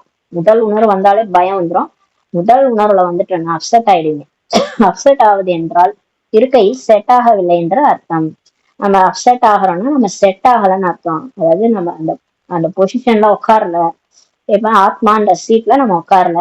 இருக்கையில் செட் ஆகி இருப்பவர்கள் கனவிலும் கூட அப்செட் ஆக முடியாது. யார் வந்து ஆத்மான்ற சீட்ல உட்கார்ந்துருக்கிறாங்களோ அவங்க கனவுல கூட பயப்பட மாட்டாங்கன்னு சொல்லி சொல்றாரு. அப்செட்டா ஆக முடியாதுன்றாரு. தாய்மார்கள் என்ன நினைக்கிறீர்கள்? இப்ப மாதாசு கேக்குறாரு, நம்ம கிட்ட வந்துட்டாரு பாபா. என்ன நினைக்கிறீங்க தாய்மார்கள் கேக்குறாரு. இருக்கையில் செட் ஆவது அமர்வதற்கு வருகிறதா? உங்களால ஆத்மா என்ற சீட்ல உட்கார முடியுதா? உட்கார வருதான்னு சொல்லி கேக்குறாரு. அசைந்து விடுவது கிடையாது தானே? இல்ல அப்பப்ப அசைஞ்சு போயிருங்களா? பாப்தாதா இணைந்த ரூபத்தில் இருக்கிறார். இப்ப நம்ம சிவசக்தி இணைந்த ரூபமா இருக்கிறோம் இல்லையா? பாபாவும் தாதாவும் ரெண்டு பேரும் இணைந்த ரூபத்துல இருக்கிறாங்க. பிரம்மா பாபாவும் சிவபாபாவும் ரெண்டு பேரும் இணைந்த ரூபத்துல இருக்கிறாங்க. சர்வ சக்திவான் உங்களுடன் இணைந்திருக்கும் போது உங்களுக்கு என்ன பயம் இருக்கிறது? நம்ம எல்லாருமே சிவசக்தி. மாதாஸ் எல்லாருமே பாரத மாதாக்கு ஜெயின் பாடப்பட்டிருக்குது. அதாவது சிவசக்தி, சிவனோட இணைந்த அர்த்தநாரீஸ்வர ஸ்வரூபம். நம்ம ஆத்மா சக்தி, பாபா பரமாத்மா சிவன். சிவன் மற்றும் சக்தி இணைந்த சொரூபம். நம்ம எல்லாருமே மாதாஸ் வந்து சிவசக்தி. அப்ப சர்வ சக்திவானே உங்களோட இணைந்திருக்கும் போது உங்களுக்கு என்ன பயம் இருக்குதுன்னு சொல்லி கேக்குறாரு. தனியாக இருப்பதாக நினைத்தால் குழப்பத்தில் வந்துடுவீர்கள். அப்படி இல்லை, நான் தனியா இருக்கேன், எனக்கு யாருமே இல்லை, இப்படி நினைச்சீங்கன்னா குழப்பத்துல வந்துடுவீங்கன்னு சொல்றாரு. இணைந்து இருந்தீர்கள் எனில் எவ்வளவுதான் குழப்பம் ஏற்பட்டாலும் நீங்கள் உறுதியாக இருப்பீர்கள். இப்ப நீங்க பாபாவோட இணைஞ்சு அர்த்தநாரீஸ்வரர் சொரூபம் மாதிரி சிவன் என்னோட இருக்கிறார், சிவசக்தி இணைந்த சொரூபம் நானுன்ட்டு சீட்ல உட்கார்ந்தீங்கன்னா எவ்வளவுதான் குழப்பம், உங்களை சுத்தி ஒரே பிரச்சனை ஏற்பட்டாலும் நீங்க எப்படி இருப்பீங்க? நீங்க பயப்படவே மாட்டீங்க, உறுதியா இருப்பீங்கன்றாரு. தாய்மார்களே, சரிதானே? சரிதானே, இணைந்து இருக்கிறீர்கள் தானே சொல்லி கேக்குறாரு பாபா. தனியாக கிடையாது தானே? தனியா இருக்கிறீங்களா இல்ல இணைஞ்சு இருக்கிறீங்களா? யார் கேக்குறது? சிவன் கேக்குறாரு நம்மள. பாப் தாதா கேக்குறாரு, நீங்க தனியா இருக்கிறீங்களா இல்ல என்னோட இணைஞ்சு இருக்கிறீங்களான்னு சொல்லி கேக்குறாரு. தந்தையின் பொறுப்பாகும், இது பாபாவுடைய பொறுப்பு. நீங்கள் இருக்கையில் செட் ஆகிவிட்டால் தந்தையின் பொறுப்பாகிவிடும். நீங்க பாபா, நீங்க வந்து அந்த சீட்ல செட் ஆகி உக்காந்துட்டீங்கன்னா ஆத்மா சீட்ல, அப்ப பாபா பொறுப்பெடுத்துக்குவாரு. உங்களுக்கு வர எல்லா பிரச்சனைக்கும் பாபா தான் பொறுப்பு. அவரு செய்யலைன்னா நீங்க அவரை கேள்வி கேட்கலாம். நான் ஒண்ணுதானே நினைச்சேன், நான் சிவசக்தி இணைந்த சுரூபமா தானே இருந்தேன், எனக்கு ஏன் இந்த பிரச்சனை வந்து நீங்க கேள்வி கேட்கலாம். நீங்க வந்து சீட்டை விட்டு இறங்கிட்டீங்கன்னா அப்புறம் என்ன ஆயிடும்? அப்செட் ஆகிவிட்டால் நீங்கள் பொறுப்பாகி விடுவீர்கள். நீங்க வந்து சீட்ல உட்காந்துட்டீங்கன்னா பாபா பொறுப்பாயிடுவார். நீங்க அப்செட் ஆகி டென்ஷன் ஆயிட்டீங்கன்னா அப்ப நீங்க தான் பொறுப்பாயிடுவீங்கன்னு சொல்லி சொல்றாரு. அப்ப நமக்கு வர எந்த பிரச்சனையா இருந்தாலும் நம்ம அப்செட் ஆகக்கூடாது. நம்ம சிவசக்தி இணைந்த சுரூபமா பாபாட்ட கொடுத்துட்டு நீ பாத்துக்கோ பாபா, இது உன் பிரச்சனைன்னு சொல்லிட்டோம்னா அவரு முடிச்சு வச்சிருவாரு. நம்ம அப்செட் ஆயிட்டு டென்ஷன் ஆயிட்டு என்ன இப்படி நடக்குது அப்படி நடக்குதுன்ட்டு டென்ஷன் ஆயிட்டு இருந்தோம்னா நம்மளேதான் அதுக்கு பொறுப்புன்னு சொல்லி சொல்லிட்டாரு. ஆத்மாக்களுக்கு செய்தி மூலம் அஞ்சலி கொடுத்து கொண்டே இருந்தீர்கள் எனில் வள்ளல் சுரூபத்தில் நிலைச்சிருப்பீங்க. இப்ப எல்லாருக்கும் நம்ம முழு உலகத்திலயும் பாபா வந்துட்டாருன்ற செய்தி நிறைய பேருக்கு இன்னும் போகல. அந்த செய்தி நீங்க கொடுக்கணும். அஞ்சலி கொடுத்துக்கிட்டே இருந்தீங்கன்னா வள்ளல் சுரூபத்துல நிலைச்சிருப்பீங்க. இந்த சுரூபம் தான் உங்களுக்கு துவாபரகம் வரைக்கும் உங்களுக்கு சிலை எல்லாம் கொடுத்துருக்கிறாரு. அந்த சிலைக்கு முன்னாடி போனா ஏதாவது கிடைக்குது, பக்தர்களுக்கு கிடைச்சதுனால தானே அவங்க இன்னைக்கு புகழ் பாடுறாங்க. மாரியாத்தா, காளியாத்தா, அப்புறம் அங்காள பரமேஸ்வரியே தாயேன்ட்டு எம்மா பாட்டு பாட்டு எப்படியெல்லாம் பொங்கல் வச்சு சுண்டல் வச்சு இப்படியெல்லாம் என்னென்னலாம் பண்றாங்க. பக்தர்கள் வந்து அந்த அளவுக்கு உயிரை கூட கொடுக்க தயாரா இருக்கிறாங்க அங்காளம்மன் பரமேஸ்வரிக்கு. யாரு? சிவசக்திக்கு.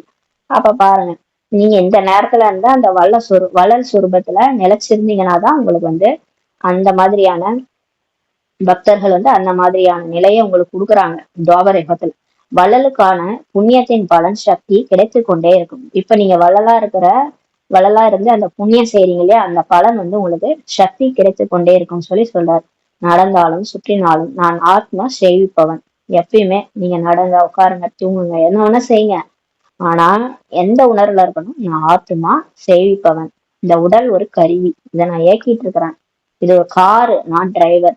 டிரைவர் தானே காரை இயக்குவாங்க. டிரைவர் எங்கேயாவது போய் நான் தான் காருன்னு சொல்லுவாங்க? சொல்ல மாட்டாங்கல்ல. இந்த உடம்பு காரு, நான் ஆத்மா நெற்றி புறத்துல இருந்து செய்விப்பவன். நான் தான் இதை வேலை வாங்குறேன், அது வேலை செய்யுது, நான் பாக்குறேன், அவ்வளவுதான். இந்த கர்மேந்திரியங்கள் செய்யக்கூடிய வேலைக்காரர்கள். இந்த கண்ணு, காது, மூக்கு, வாயெல்லாம் வேலைக்காரங்க. நான் ஆத்மா என்னுடைய வேலைக்காரங்க இந்த கர்மேந்திரியங்கள். நான் ஏக்குறேன், அவங்களாம் ஏங்குறாங்க. நம்ம ஆத்மா இந்த உடம்பு விட்டு போயிட்டா அந்த உடம்பு இயங்காது, அவ்வளவுதான். நம்ம இருக்கிற வரைக்கும் தான் அந்த உடம்பு செயல்படுது. நம்ம தான் நம்ம வந்து இயக்குறோம். நான் செய்விக்கக்கூடிய ஆத்மா. இந்த கர்மேந்திரியங்களும் என்னுடைய வேலைக்காரங்க. இந்த ஆத்மா நினைவின் அனுபவம் சதா வெளிப்படையான ரூபத்தில் இருக்க வேண்டும். உங்களை பாக்குறவங்களுக்கு தெரியணும், இவங்க என்ன வந்து டிஃப்ரெண்டா தெரியுறாங்க. இந்த உடம்ப இவங்க வேலை வாங்குற மாதிரி தெரியுது. இவங்க என்னமோ இந்த உடம்புன்னு நினைச்சுக்காத மாதிரி தெரியுது. அந்த மாதிரி நம்மளுடைய அந்த ஆத்ம நினைவு வந்து வெளிப்படையா எமர்ஜ் ஆகும். பிரம்மா பாபா பார்க்கும்போது கடைசி நேரத்துல அவர் நெற்றி புருவத்துல ஆத்மா புள்ளியா ஜொலிக்கிறது எல்லாருமே பார்த்திருக்கிறாங்க. அந்த அளவுக்கு யாரெல்லாம் அந்த அலௌகிக உணர்வுல இருந்திருக்காங்களோ அவங்க நெற்றி புருவத்துல புள்ளிய பார்த்திருக்காங்க. அதே மாதிரி பரிஸ்தா ஸ்வரூபத்தையும் பார்த்திருக்கிறாங்க. அப்ப அந்த மாதிரி வெளிப்படையான ரூபத்துல இருக்கணும்ன்றாரு. நான் ஆத்மாவே தான் என்று இருந்துவிடக் கூடாது. அது அப்படி கிடையாது. நான் ஆத்மா, நான் ஆத்மா அந்த மாதிரி சும்மா அந்த ஸ்லோகன் சொல்ற மாதிரி சொல்லிட்டு இருக்க கூடாது. கிடையாது. நினைவு எமர்ஜ் ஆகி இருக்க வேண்டும். அதாவது அந்த சொரூபத்திலே எமர்ஜ் ஆகணும்ன்றாரு. சும்மா வாயால சொல்ற அந்த பக்தியில சொன்ன மாதிரி, அந்த பக்தியில ஒரு ஸ்லோகனை மனப்பாடம் பண்ணி ஒப்பிப்பாங்களே, அந்த மாதிரி கிடையாது. ஆத்மான்றத எமர்ஜ் செய்யணும்ன்றாரு. அது வந்து தானாவே உங்களை பார்த்தா தெரியணும் சொல்றாரு. மெர்ஜ் ரூபத்துல இருக்குது. இப்போதைக்கு மெர்ஜ் ஆயிருக்குது. இந்த உடல் உணர்வுல நீங்க இருக்கிறீங்க. அதனாலதான் கைய வலிக்குது, எனக்கு இந்த வேலை செய்ய முடியாது, எனக்கு உடம்ப வலிக்குது. நீங்களா உடம்பு? நீங்க என்னமோ உடம்பு மாதிரி நீங்க பேசிட்டு இருக்கீங்க. நீங்க ஆத்மா சேவிப்பவன். இந்த உடல் வந்து ஒரு வேலைக்காரன். இந்த உடல் வந்து நமக்கு கிடைச்சிருக்கிற கருவி. அதன் மூலமா செஞ்சிட்டு இருக்கிறோம். இது வந்து மெர்ஜ் ரூபத்துல இருக்குது. இப்ப எமர்ஜ் பண்ணுங்க. ஆனால் எமர்ஜ் ரூபத்தில் இருப்பதன் மூலம் அந்த போதை, குஷி மற்றும் கட்டுப்படுத்தும் சக்தி இருக்கும்.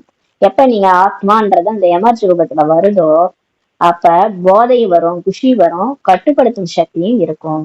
அந்த அந்த மாதிரி வரும்போது சுயராஜ்ய அதிகாரியா மாறும்போது உங்க உடம்ப நீங்க இயப்பீங்க, மனசு புத்தியை இயக்குவீங்க. உங்களை சுத்தி இருக்கிறவங்க எல்லாருமே உங்க கட்டுப்பாட்டுக்குள்ள வந்துருவாங்க. மஜாவும் ஏற்படும், ஒரு போதையும் வரும்னு சொல்றாரு. ஏன்? சாட்சியாக இருந்து காரியம் செய்விக்கிறீர்கள். அந்த மஜா ஏன் வருதுன்னா, நான் ஆத்மா சாட்சியா இருந்து இந்த உடம்பை இயக்குறேன். எனவே அடிக்கடி சோதனை செய்யுங்கள்ன்றாரு. சேவிப்பவராகி காரியம் செய்வித்து கொண்டிருக்கிறேனா அடிக்கடி செக் பண்ணுங்க. நான் ஆத்ம உணர்வுல இருந்து இந்த உடலை வேலை வாங்குறேனா, இல்ல இந்த உடல் உணர்வுல இருந்து ஐயோ ஐயோன்னு வேலை செய்யறேனா அப்படின்னு யோசிங்க, பாருங்க, செக் பண்ணுங்க. நான் ஆத்ம உணர்வுல இருக்கிறேனா அடிக்கடி செக் பண்ணுங்க. நான் செய்விப்பவராகி, நான் ஆத்மா செய்விப்பவன், இந்த காரியம் வந்து செய்ய வச்சுட்டு இருக்கிறேன், இந்த கை செய்யுது அப்படின்ட்டு பாக்குறீங்களா? சாட்சியா இருந்து பாருங்க. ஒரு அரசர் தனது வேலைக்காரர்களை தனது கட்டுப்பாட்டில் வைத்திருப்பார், கட்டளையிட்டு சேவிப்பார். ஒரு அரசர் இருக்கிறாருன்னா என்ன பண்ணுவாரு? அவங்க வேலைக்காரங்கள கட்டுப்பாட்டுல தானே வச்சிருப்பாரு. அவரு வந்து சிம்மாசனத்துல உட்காந்துட்டு யார் அங்கேன்னுவாரு. 4 பேர் வருவாங்க, போய் அதை எடுத்துட்டு வா, இதை எடுத்துட்டு வான்னு கட்டளை தானே செய்விப்பாங்க. அதே மாதிரி ஆத்மா சேவிக்க கூடியது என்ற சொரூபத்தின் நினைவு இருந்தால் அனைத்து கர்மேந்திரியங்களும் கட்டுப்பாட்டில் இருக்கும். அந்த அரசர் மாதிரி உட்காருங்க. அவங்க நெற்றி பூர்வத்துல ஒரு சிம்மாசனம் இருக்குது, அங்க நான் உட்கார்ந்து இருக்கிறேன்.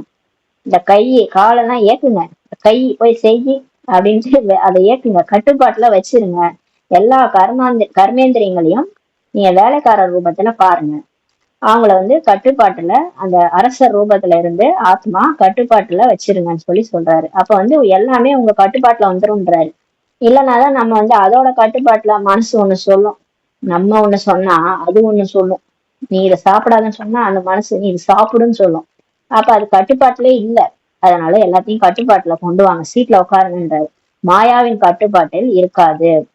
இப்ப நம்ம கட்டுப்பாட்டுல உட்காந்துட்டோம், நம்ம சீட்ல உட்காந்துட்டோம்னா ஆத்துமா, நம்ம கர்மேந்திரியங்கள் மனசு புத்தி நம்ம கண்ட்ரோல்ல வந்தோம். இல்லைன்னா இந்த மாயாவோட கட்டுப்பாட்டுல போயிரும் சொல்றாரு. அது இஷ்டத்துக்கு பண்ணும் மனசு. ஒரு அதுவா ஒண்ணு நினைச்சுன்னு பாபா சொன்னதெல்லாம் செய்யாம மற்றதெல்லாம் செஞ்சிட்டு இருக்கும். மாயாவோட கட்டுப்பாட்டுல கர்மேந்திரியங்கள் போயிடும். உங்களது கட்டுப்பாட்டில் இருக்கும். இல்லையெனில் மாயை பார்க்கும் செய்விக்கக்கூடிய ஆத்மா சோம்பலுடன் இருக்கிறது என்று நினைத்து மாயை கட்டளையிட ஆரம்பித்து விடும். இப்ப பாருங்க, இப்ப நம்ம அதை கண்ட்ரோல் பண்ணோம்னா அது நம்ம கண்ட்ரோல்ல வந்துரும். அந்த கை, காலு, கண்ணு, மூக்கு, மனசு, புத்தி எல்லாமே நம்ம கண்ட்ரோல்ல வந்துரும். இல்லைன்னா மாயா பாக்குமா, மாயா பார்த்துட்டு இது என்ன இந்த ஆத்மா ரொம்ப சோம்பேறியா இருக்குது, இந்த ஆத்மா சோம்பேறியா இருக்குது நினைச்சுக்கிட்டு மாயா என்ன பண்ணும், அது கட்டளையிட ஆரம்பிச்சிருமா. அது மனசு புத்திக்கு மாயா கட்டளையிட ஆரம்பிச்சிடும். நீ இதை பண்ணு, அதை பண்ணு, டிவி பாரு, அதை பாரு, இதை பாரு. அப்ப நம்ம ஸ்ரீமத்துக்கு அல்லாத விஷயங்களை மாயா கட்டளையிட ஆரம்பிச்சிடும். சில நேரம் சங்கல்ப சக்தி, சில நேரம் வார்த்தைகளின் சக்தி மாயாவின் கட்டளைப்படி நடக்க ஆரம்பித்து விடுகிறது. சில நேரத்துல அதனாலதான் இந்த எண்ணங்களின் சக்தியும் சரி, வார்த்தையும் சரி, நான் நினைக்கல பேசிட்டேன், நான் இந்த மாதிரிலாம் நினைச்சு கூட இல்லை, அவங்கள நான் திட்டேன், இது ஏன் நடக்குதுன்னே தெரியலன்னு ஏன் சொல்றோம்னா, நம்ம கண்ட்ரோல்ல வாய் இல்ல, நம்ம கண்ட்ரோல்ல கண்ணு இல்ல, நம்ம கண்ட்ரோல்ல மூக்கு இல்ல, கை இல்ல, கால் இல்ல. அதனாலதான் மாயாவோட கண்ட்ரோல்ல போயிட்டு எல்லாமே நடக்க ஆரம்பிச்சிருக்கின்றாரு. ஆகையால் ஒவ்வொரு கர்மேந்திரியத்தையும் தனது கட்டுப்பாட்டில் நடத்துங்கள். இப்ப பாபா சொல்றாரு, ஆத்மா என்ற சீட்ல உட்காந்து கர்மேந்திரியத்தை உங்க கண்ட்ரோல்ல வச்சு கட்டுப்படுத்துங்க, நடத்துங்கன்றார். விரும்பவில்லை ஆனால் நடந்து விட்டது என்று கூடக்கூடாது. அதாவது நான் நினைக்கல ஆனா நடந்துச்சு அப்படிலாம் சொல்லக்கூடாது. எது விரும்புகிறீர்களோ அதுவே நடைபெறும். நீங்க எப்ப ஆத்மா சீட்ல உட்காரீங்களோ அப்ப நினைச்சதெல்லாம் நடக்கும்ன்றாரு. இப்போதுல இருந்தே ராஜ்ய அதிகாரி ஆவதற்கான சம்ஸ்காரம் உருவாக்கும் போதுதான் அங்கும் நீங்க ராஜ்யம் செய்வீர்கள். பாபா சொல்றாங்க, இந்த ராஜ்யம் எப்படி கிடைக்குது, லட்சுமி நாராயணன் எப்படி ராஜ்யம் அடைஞ்சாங்க, எப்படி லட்சுமியா எப்படி நாராயணன் ஆனாங்க, இதுதான். இத மட்டும் ஃபாலோ பண்ணீங்கன்னா நீங்க லட்சுமி நாராயணன் ஆயிட முடியும். என்ன பண்ணணும்னா உடம்ப கண்ட்ரோல் பண்ணணும். ஆத்மா சீட்ல உட்காந்து ராஜ்ய அதிகாரி ஆகி அந்த சம்ஸ்காரத்தை இப்பவே நீண்ட காலம் பயிற்சி செய்யணும். உங்க மனசு, புத்தி, கை, கண்ணு, காது, மூக்கு, கை, கால் எல்லாம் நீங்க சொல்றதான் கேட்கணும். மாயா சொல்றதை கேட்க கூடாது. அந்த மாதிரி நீங்க ராஜ்யம் செஞ்சீங்கன்னா இங்க அந்த சம்ஸ்காரம் உருவாகும் போதுதான் அங்கும் நீங்க போய் ராஜ்யம் செய்வீங்க. சுயராஜ்ய அதிகாரி என்ற இருக்கை விட்டு ஒருபோதும் கீழே இறங்காதீர்கள். நான் சுயராஜ்ய அதிகாரி ஆத்மா, நான் தான் இந்த உடலை இயக்குற சக்தி, இந்த உடல் என் கண்ட்ரோல்ல இருக்குது. அந்த இருக்கையில எப்பயுமே இறங்காதீங்க. கர்மேந்திரியங்கள் கட்டுப்பாட்டில் இருந்தால் ஒவ்வொரு சக்தியும் உங்களது கட்டுப்பாட்டில் இருக்கும். பாபா சொல்றாரு பாருங்களேன், உங்க கர்மேந்திரியம் கண்ணு, காது, மூக்கு, வாய் நீங்க சொல்றதான் கேட்கணும். அது இஷ்டத்துக்கு ஆடுதுன்னா அது மாயாவோட கண்ட்ரோல்ல இருக்குது. அப்ப மாயாவோட கண்ட்ரோல்ல இருந்து உங்க கண்ட்ரோலுக்கு ஆத்மா அதோடைய கண்ட்ரோல்ல கொண்டு வந்துச்சுன்னா எல்லா சக்தியும் உங்க கட்டுப்பாட்டுல வந்துடும். என்ன சக்தி? அஷ்ட சக்திகளும் எனக்கு பொறுமை இல்ல, எனக்கு பகுத்தறிகிற சக்தி இல்ல, எனக்கு சாட்சியா பாக்குற சக்தி இல்ல, எனக்கு பழச மறக்க முடியல, அந்த பழச மறக்கிற சக்தி இல்லைன்னு நீங்க சொல்ல மாட்டீங்க. கர்மேந்திரியங்கள் உங்க கட்டுப்பாட்டுல வந்துச்சுன்னா எல்லா சக்தியும் உங்கள்கிட்ட வந்துரும்ன்றாரு. எந்த சக்தி எந்த நேரத்தில் அவசியமோ அந்த நேரத்தில் சரி என்று கூறி ஆஜராகிவிடும். இப்ப பொறுமை சக்தி வேணும்னா அந்த டைமுக்கு உடனே நான் வந்துடுறேன் ஐயான்ட்டு வந்துடும். பொறுமை சக்தி வந்துடும், நம்ம பொறுமையா இருக்கும். இல்லைன்னா பொறுமை இழந்து போய் 4 கத்து கத்திடுவோம், அப்புறம் மாயா பிரவேசமாயிடும். அதனால பாபா சொல்றாரு, இப்ப நீங்க உங்க கர்மேந்திரியங்களை அடக்கிட்டீங்கன்னா சக்திகள் வந்துடும். சக்தி வந்துச்சுன்னா எந்த டைம்ல எந்த சக்தி வேணுமோ அத ஜி ஹசூர் வந்துட்டேன் ஐயான்ட்டு ஆஜராகினோம். நீங்கள் பொறுமை சக்திக்கு கட்டளையிடுகிறீர்கள், ஆனால் காரியம் முடிந்த பின் அது வருகிறது என்று இருக்கக்கூடாது. பாபா சொல்றாரு பாருங்க, இப்ப பொறுமை சக்தியை கூப்பிட்டேன். பொறுமையா இருக்கிற இடத்துல ஒரு 5 செகண்ட் நம்ம பொறுமையா இருந்தோம்னா அந்த அந்த காரியம் ஒழுங்கா முடிஞ்சிருக்கும். இந்த பொறுமையா இல்லைன்னு வச்சுக்கோங்களேன், அந்த இடத்துல ஒரு பிரளயமே நடந்துரும், ஒரு புயலே வீசும். அந்த பொறுமையா இருக்க வேண்டிய நேரத்துல அந்த பொறுமை சக்தி வரலன்னா பிரச்சனையாயிடும். சரி, நீங்க பொறுமை சக்தியை கூப்பிடுறீங்க, ஆனா அது அந்த சண்டை முடிஞ்ச பிறகுதான் வருதுன்னா என்ன ஆகும் யோசிச்சு பாருங்க. நம்ம கத்தி இருப்போம், 4 வார்த்தை பேசியிருப்போம், அது திரும்ப வாங்க முடியுமா நம்மளால? பேசினதுதான், மனசை உடைச்சதுதான். எவ்வளவு வார்த்தைகள் பேசி மத்தவங்க மனசை உடைச்சிருப்போம். அந்த பொறுமை சக்தி டைமுக்கு வந்திருந்தா அது மாதிரி நடந்திருக்காதுல்ல. அதான் பாபா சொல்றாரு, காரியம் முடிஞ்ச பிறகு அந்த சக்தி என்ன பிரயோஜனம்? அந்த மாதிரி இருக்கக்கூடாது. ஒவ்வொரு சக்தியும் உங்களது கட்டளைப்படி சரி என்று இருக்கணும். பாபா சொல்றாரு, இப்ப நீங்க கர்மேந்திரங்களை அடக்கிட்டீங்கன்னா, சுயராஜ்ய அதிகாரியா ஆத்மா சீட்ல உட்காந்துட்டீங்கன்னா, உடம்ப ஏக்குறீங்க, மனசு புத்தியை ஏக்குறீங்கன்னா, அந்த மாதிரி ஆத்மான்ற கண்ட்ரோலிங் பவர் வந்துருச்சுன்னா ஆத்மா கிட்ட, அப்ப எல்லா சக்தியும் உங்க கட்டளைப்படிதான் இருக்கும்ன்றாரு. ஏனெனில் ஒவ்வொரு சக்தியும் பரமாத்மாவின் கொடுப்பினை ஆகும். இந்த சக்தியெல்லாம் எங்க இருந்து வந்தது? பாபாட்ட இருந்துதான் வந்திருக்குது. எனவே பரமாத்மாவின் கொடுப்பினை உங்களது பொருளாக ஆகிவிட்டது. இப்ப அப்பாவுடையதுன்னா அது நம்மளுடையது தானே. அது மாதிரி பரமாத்மாவின் கொடுப்பினை நம்மளுடைய பொருளா ஆயிடுச்சுன்றாரு. தனது பொருளை எப்படி பயன்படுத்த, எப்போது பயன்படுத்த நினைக்கிறீர்களோ அவ்வாறு இந்த சர்வ சக்திகள் உங்களது கட்டளையை ஏற்று நடக்கும் சொல்லி சொல்றாரு. இப்ப நம்மளோட பொருள் தானே, இப்ப நம்மளோட ட்ரெஸ்னா நம்ம இஷ்டத்துக்கு நம்ம எப்ப எப்ப வேணுமோ எடுத்து போட்டுக்குவோம். ஏன்னா நம்மளுது இல்லையா, அந்த மாதிரி இந்த சக்திகளும் உங்களுதுன்னு ஆயிடுச்சு இல்லையா. அப்ப நீங்க எப்ப நினைக்கணும் பயன்படுத்தணும்னு நினைக்கிறீங்களோ அதை நீங்க எடுத்து அந்த மாதிரி அந்த சர்வ சக்திகளை உங்களது கட்டளை ஏற்று அந்த சக்திகள் நடக்கும்னு சொல்லி சொல்றாரு. நீங்க எப்ப கூப்பிடுறீங்களோ அது வரும்ன்ற. அனைத்து கர்மேந்திரியங்களும் உங்களது கட்டுப்பாட்டில் தான் இருக்கும். அப்ப சக்தியும் உங்க கட்டுப்பாட்டுல இருக்கு, கர்மேந்திரியங்களும் உங்க கட்டுப்பாட்டுக்கு வந்துரும்ன்றார். இதுதான் சுயராஜ்ய அதிகாரி சொல்றாரு பாருங்க. இதுதான் சுயத்தை அடக்கக்கூடிய ராஜ்ய அதிகாரி. அந்த ராஜாலாம் அந்த காலத்துல இருந்தாங்கல்ல, அவங்க சீட்ல உட்காந்தாங்கன்னா அவங்க சொல்றதா எல்லாரும் கேட்கணும். பிரஜைகள் அவங்க சொல்றதுதான் கேட்கணும். ராஜா ராணி என்ன சொல்றாங்களோ அதான் கேட்கணும். துவாபர யுகத்துல இருந்து இருக்கிற ராஜா. ஆனா இப்ப இந்த கலியுகத்துல யார் ராஜா? ஆத்மான்ற சீட்ல உட்கார்றவங்க யாரும் அவங்கதான் சுயராஜ்ய அதிகாரி. அவங்கதான் உலகத்தையே ஆளக்கூடிய அதிகாரியா மாறுறாங்க. மாஸ்டர் சர்வ சக்திவான்ட்டு அவங்கதான் கூறப்படுகிறது. யாரு சுயராஜ்ய அதிகாரியோ, தனது கை கால் கண்ணு மூக்கெல்லாம் இயக்குறாங்களோ, மனசு புத்திய இயக்குறாங்களோ அவங்கதான் சுயராஜ்ய அதிகாரி. அவங்கதான் மாஸ்டர் சர்வ சக்திவான் என்று சொல்லப்படுகிறது. பாண்டவர்கள் இவ்வாறு இருக்கிறீங்களா? இப்ப கேக்குறாரு நம்மள்ட்ட வந்துட்டாரு. பாண்டவர்கள்லாம் இந்த சகோதரர்கள்லாம் இப்படி இருக்கிறீங்களா? மாஸ்டர் சர்வ சக்திமான்களாகவும் இருக்கிறீங்க மற்றும் சுயராஜ்ய அதிகாரிகளாகவும் இருக்கிறீர்கள். வாயிலிருந்து வெளிப்பட்டு விட்டது என்று கூறக்கூடாது. சரி, அந்த மாதிரி ஆயிட்டீங்க இல்லையா, இனிமே பாபா தெரியாம நான் வாயில பேசிட்டேன், துக்கம் கொடுத்துட்டேன் அப்படிலாம் சொல்லக்கூடாது. வெளிப்படுவதற்கு கட்டளையிட்டது யார்? பார்க்க விரும்பவில்லை, பார்த்து விட்டேன். செய்ய விரும்பவில்லை, செய்து விட்டேன். நான் பார்க்கணும்னு நினைக்கல, ஆனா பார்த்துட்டேன். செய்யக்கூடாதுன்னு நினைச்சேன், ஆனா செஞ்சுட்டேன். இது யாருடைய கட்டளைப்படி நடக்கிறது? அப்ப இதெல்லாம் யார் செய்விக்கிறாங்க? பாபா கேக்குறாரு. சரி, இதெல்லாம் நடந்துச்சுன்றீங்களே, அப்ப யார் உங்களுக்குள்ள இருந்து பண்ணிட்டு இருக்கிறதுன்னு கேக்குறாரு. இது அதிகாரி என்று கூறலாமா? அப்ப நீங்க நினைக்காம நடக்குது எல்லாமே உங்க கண்ட்ரோல், அவுட் ஆஃப் கண்ட்ரோல்ல போயிட்டு இருக்குது. அப்பெல்லாம் நீங்க ராஜாவான்னு கேக்குறாரு. ஒரு ராஜா இருக்கிறாரு, அவரோட நாட்டுல அவர் இஷ்டப்படி நடக்காம எல்லாம் பிச்சுக்குன்னு அலையுது, அது இஷ்டத்துக்கு அலையுது. பிரஜையெல்லாம் இஷ்டத்துக்கு ஆடுறாங்க, ராஜா பேச்சே கேட்கறது இல்லை. அப்ப ராஜான்னு சொல்லுவாங்களா அவரை? அந்த ராஜாவை என்னன்னு சொல்லுவாங்க? அவர் சீட்ல உட்காரல, கீழே உட்காந்துக்கிறாரு. அவரு சிம்மாசனத்துல உட்காராம ராஜா கீழே உட்காந்துருந்தா நல்லா இருக்குமா? சிம்மாசனத்துல உட்கார்ந்து கட்டளையிட்டாதானே அவர் ராஜா. அதான் கேக்குறாரு. இது அதிகாரி என்று கூறலாமா அல்லது அடிமை என்று கூறலாமா? பாபா கேக்குறாரு. இப்ப நீங்க உங்களை ராஜான்னு சொல்றதா இல்ல அடிமைன்னு சொல்றதான்னு சொல்லி கேக்குறாரு.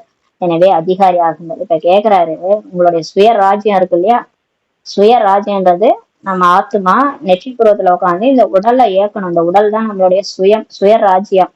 இந்த ஆத்மா சுயராஜ்ய அதிகாரி. இந்த சுயத்தை ராஜ்யம் பண்ணுங்க. யார் இங்க சுயத்தை ராஜ்யம் பண்றீங்களோ அவங்கதான் உலகத்தையே ராஜ்யம் பண்றதுக்கு லாய்க்குன்னு சொல்லிட்டாரு. எனவே அதிகாரிப்பா ஆகுங்கள், நல்லதுன்னு சொல்லிட்டாரு. முழு ஞானத்தையும் இதுல சொல்லிட்டாரு பாபா. யார் லட்சுமி நாராயணன் ஆக முடியும்னா யாரு தன்னை அடக்குறாங்களோ அவங்கதான் ஆக முடியும்.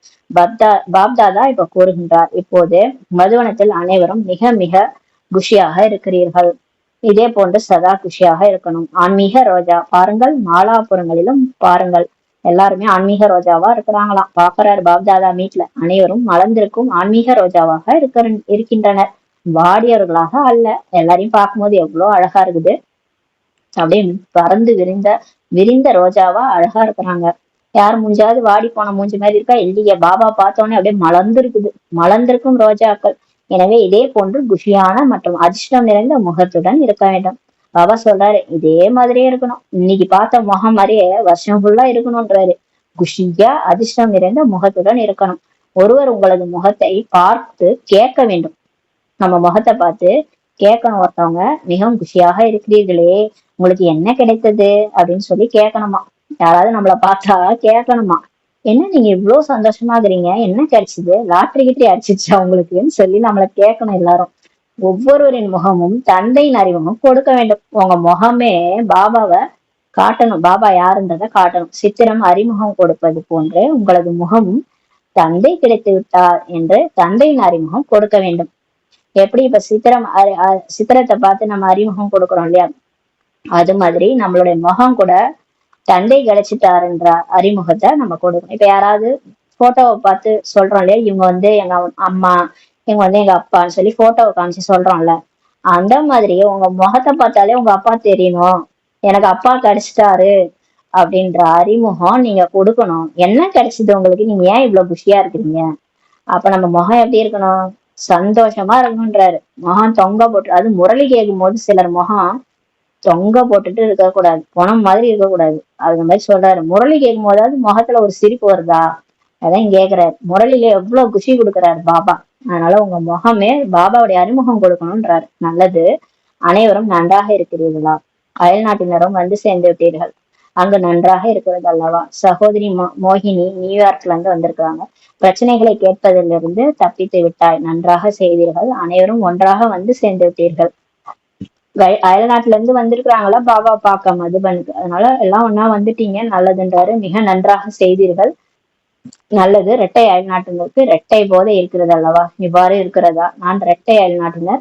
இரட்டை போதை உங்களுக்கு இருக்கணும். சுயராஜ்ய அதிகாரி மற்றும் உலகராஜ்ய அதிகாரின்ற போதை இருக்கணும். இரட்டை போதை இருக்கிறது தானேன்னு சொல்லி கேட்கிறாரு. பாப்தாதாவிற்கும் நன்றாக இருக்கிறது. எந்த ஒரு குரூப்பிலும் அயல் நாட்டினர் இல்லை எனில் அது நன்றாகவே இல்லையா? அவரு அயல் நாட்டினர் மேல அவ்வளவு அன்பு வச்சிருக்கிறாரு. ஏன்னா அவங்க ஒண்ணுமே தெரியாத அப்படியே கள்ளங்கபடம் இல்லாம இருக்கிறாங்க. அதனாலதான் பாபாவுக்கு அவங்கள ரொம்ப பிடிச்சிருக்கு. உலக தந்தை அல்லவா? ஏன்னா உலகத்துக்கே தந்தை இல்ல. ஆகையால் உலகத்தினர் வேண்டும் சொல்லி சொல்றார். அனைவரும் வேண்டும். பாபாக்கு எல்லாரும் தான். அவருக்கு என்ன வெறும் இந்தியா அப்படின்லாம் சொல்ல மாட்டாரு. அவர் உலகத்துக்கே தந்தை இல்லை. அதனால எல்லாருமே அவருக்கு வேண்டும். தாய்மார்கள் இல்லைனில் அதுவும் அழகில்லை. அப்ப ஒரு ஒரு இடத்துலயும் குரூப் பாத்தீங்கன்னா மாத்தாசும் இருக்கணும். எல்லாரும் இருந்தாதான் அவருக்கு பிடிக்குது. பாண்டவர்கள் இல்லை என்றால் அதுவும் அழகு குறைந்து விடுகிறது. பிரதர்ஸும் இருக்கணும், இல்லைனாலும் அதுவும் நல்லா இல்லைன்றாரு. அப்ப எல்லாமே இருந்தாதான் நல்லா இருக்குன்றாரு. எந்த ஒரு கிளை நிலையத்தில் எந்த பாண்டவரும் இல்லாமல் தாய்மார்கள் மட்டுமே இருந்தால் நன்றாக இருக்குமா? பாபா கேக்குறாரு பாருங்க. ஒரு சென்டர் இருக்குது, அங்க வந்து பிரதர்ஸ் இல்லாம மாதாஸ் மட்டும் இருந்தா நல்லா இருக்குமான்னு கேக்குறாரு. பாண்டவர்கள் இருந்து சக்திகள் இல்லை என்றாலும் சேவை நிலையம் அலங்காரத்துடன் இருக்காது. சரி, பிரதர்ஸ் மட்டும் இருக்கிறாங்க, மாதாஸே இல்ல, சக்திகள் இல்லைன்னா அதுவும் நல்லா இருக்காதுன்ற. சேவை நிலையம் அலங்காரத்துடனே இருக்காது. ஏன்னா மாதாஸ் தான் அந்த ஒரு சென்டருக்கே அலங்காரம் சொல்லி சொல்றாரு, அழகுன்னு சொல்லி சொல்றாரு. இருவரும் தேவை, ரெண்டு பேருமே அந்த சென்டர்ல இருந்தாதான் நல்லதுன்றாரு. குழந்தைகளும் தேவை. நமது பெயர் ஏன் பயன்படுத்தவில்லை என்று குழந்தைகளும் கூறுகின்றனர். குழந்தைகளின் அழகும் இருக்கிறது. இப்ப சின்ன சின்ன குழந்தைகளும் வராங்க இல்லையா, அவங்களும் தேவைதான். அவங்கள சொல்லலன்னு கோச்சிக்காதீங்க, நீங்களும் அழகு இருக்கிறது சொல்றாரு. நல்லது. இப்போது ஒரு வினாடியில் நிராகாரி ஆத்மாவாகி நிராகார தந்தையின் நினைவில் மூழ்கி விடுங்கள். பாபா கட்டல் சேவிக்கிறார். இப்போ நம்ம நிராகாரி ஆத்மாவாகி பரந்தாமத்துல எனக்கு முன்னாடி நிராகார தந்தை பாபா சிவ தந்தை சர்வசக்திவான் பாபா என் முன்னால் இருக்கின்றார். அவருடைய நினைவில் மூழ்கி இருக்கின்றேன். எனக்கு ஒரு தந்தையை தவிர வேறு யாரும் இல்லை. நான் ஆத்மா மற்றும் என்னுடைய அப்பா பரமாத்மா சிவன். இந்த யோக அக்னியில் என்னுடைய பாவங்கள் பஸ்மமாகி கொண்டே பாபாவுடைய அன்பில் மூழ்கி விடுகின்றேன். இந்த லவ்லியின் ஸ்டேஜை அனுபவம் செய்கின்றேன். நல்லது. நாலாபுறங்களிலும் உள்ள அனைத்து சுயராஜ்ய அதிகாரி சதா சாட்சி இருக்கையில் செட்டாகி இருக்கக்கூடிய ஆடாத அசையாத ஆத்மாக்களுக்கு சதா வள்ளல் என்ற நினைவின் மூலம் அனைவருக்கும் ஞானம் சக்தி குணம் கொடுக்கக்கூடிய கருணை இல்லமுடைய ஆத்மாக்களுக்கு சதா தனது முகத்தின் மூலம் தந்தையின் சித்திரத்தை காண்பிக்கக்கூடிய சிரேஷ்ட ஆத்மாக்களுக்கு சதா குஷியான அதிர்ஷ்டசாலியான ஆன்மீக ரோஜா ஆத்ம ரோஜா குழந்தைகளுக்கு பாப்தாதாவின் அன்பு நினைவுகள் மற்றும் நமஸ்தே சொல்றாரு.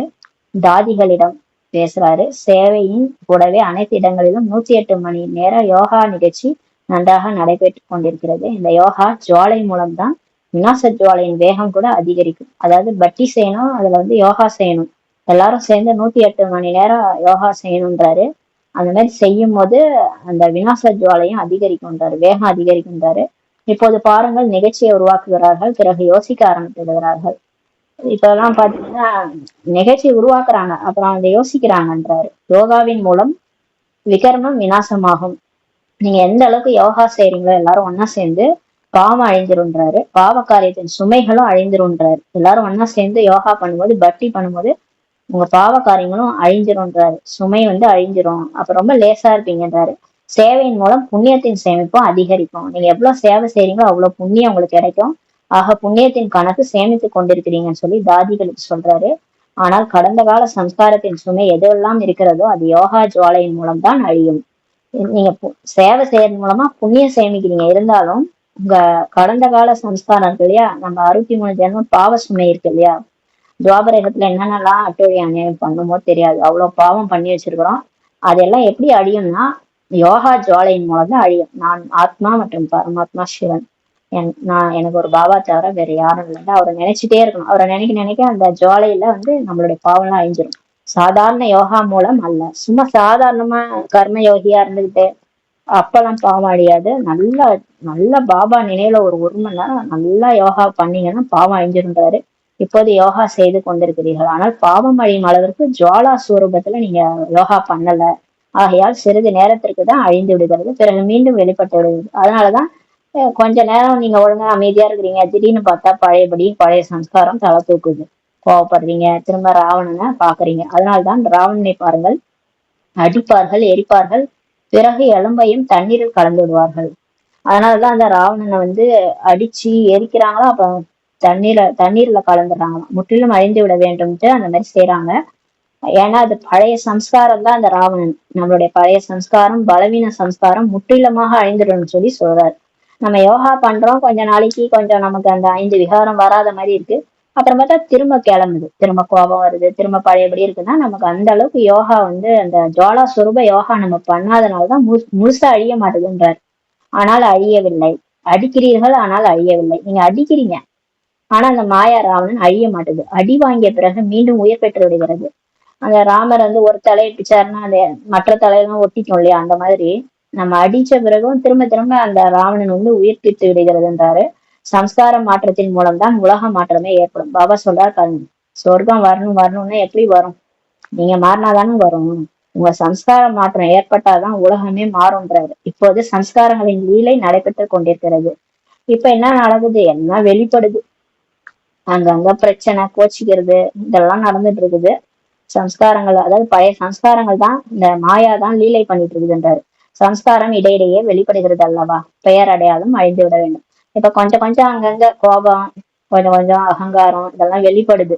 இதெல்லாம் பெயர் அடையாளமே இல்லாத அளவுக்கு அழிச்சிருங்கன்றாரு. அப்படின்னா என்னன்னே தெரியக்கூடாது, அந்த 5 விகாரம்னா என்ன அப்படின்னு நமக்கு இருக்கணும். அந்த மாதிரி தெரியாத அளவுக்கு பெயர் அடையாளம் அழிந்துடணும்ன்றாரு. சம்ஸ்கார மாற்றம் இதுதான் அடிக்கோடு இடுவதற்கான விசேஷ விஷயமாகும். பாபா இப்ப நமக்கு இந்த முறையில மெயினா அடிக்கோடு இடுவதற்கான விசேஷ விஷயம் என்ன சொல்றாருன்னா, உங்களுடைய சம்ஸ்காரத்தை மாத்துங்க. இந்த பழைய சம்ஸ்காரம், நான் அந்த மாதிரிதான் இருப்பேன், எனக்கு அதுவே எனக்கு பழகிடுச்சு, அது 63 ஜென்மம் நடுவுல வந்தது, இது உங்களுடைய சம்ஸ்காரமே கிடையாதுன்றது. இது மாயாவுடைய சம்ஸ்காரம், அதை அழிச்சிருங்கன்னு சொல்றாரு. சம்ஸ்காரம் மாறவில்லைனில் வீண் சங்கல்பமும் இருக்கிறது, நேரமும் வீணாகி கொண்டே இருக்கிறது. வீண் என்றால் நஷ்டமாகும். நம்ம வேஸ்டா நிறைய இப்ப உருவாக்குறோம் இல்லையா, வேஸ்ட் தாட்ஸ் வருது இல்ல, அதெல்லாம் நமக்கு நஷ்டம்ன்றாரு பாபா. டைமும் வேஸ்ட் ஆகுதுன்றாரு. யோகா பாபாவை நினைக்கணும், முரளிய சிந்தனை பண்ணணும்.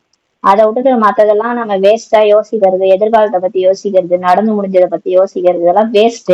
இந்த வேஸ்ட் நீங்க நினைக்கிறது உங்களுக்கு நஷ்டம்ன்றாரு. ஆத்மால பேட்டரி லோ ஆயிடும். ஆகவே தீர வேண்டும் சொல்லி சொல்றாரு. இப்ப இதெல்லாம் தீரணும். சம்ஸ்காரம் ஒத்துப்போதல் என்ற மகா நடனம் பற்றி பாடப்பட்டிருக்கிறது. இப்ப இந்த கிருஷ்ணர் டான்ஸ் ஆடினாரு, அது ராசலீலைன்னு சொல்லி சொல்லுவாங்க. ஒரு கிருஷ்ணரும் ஒரு ராதை கூட டான்ஸ் ஆடுவாங்க. எல்லாரும் அப்படியே ஒன்னா சேர்ந்து டான்ஸ் ஆடுவாங்க. அது பார்க்கவே அழகா இருக்கும்.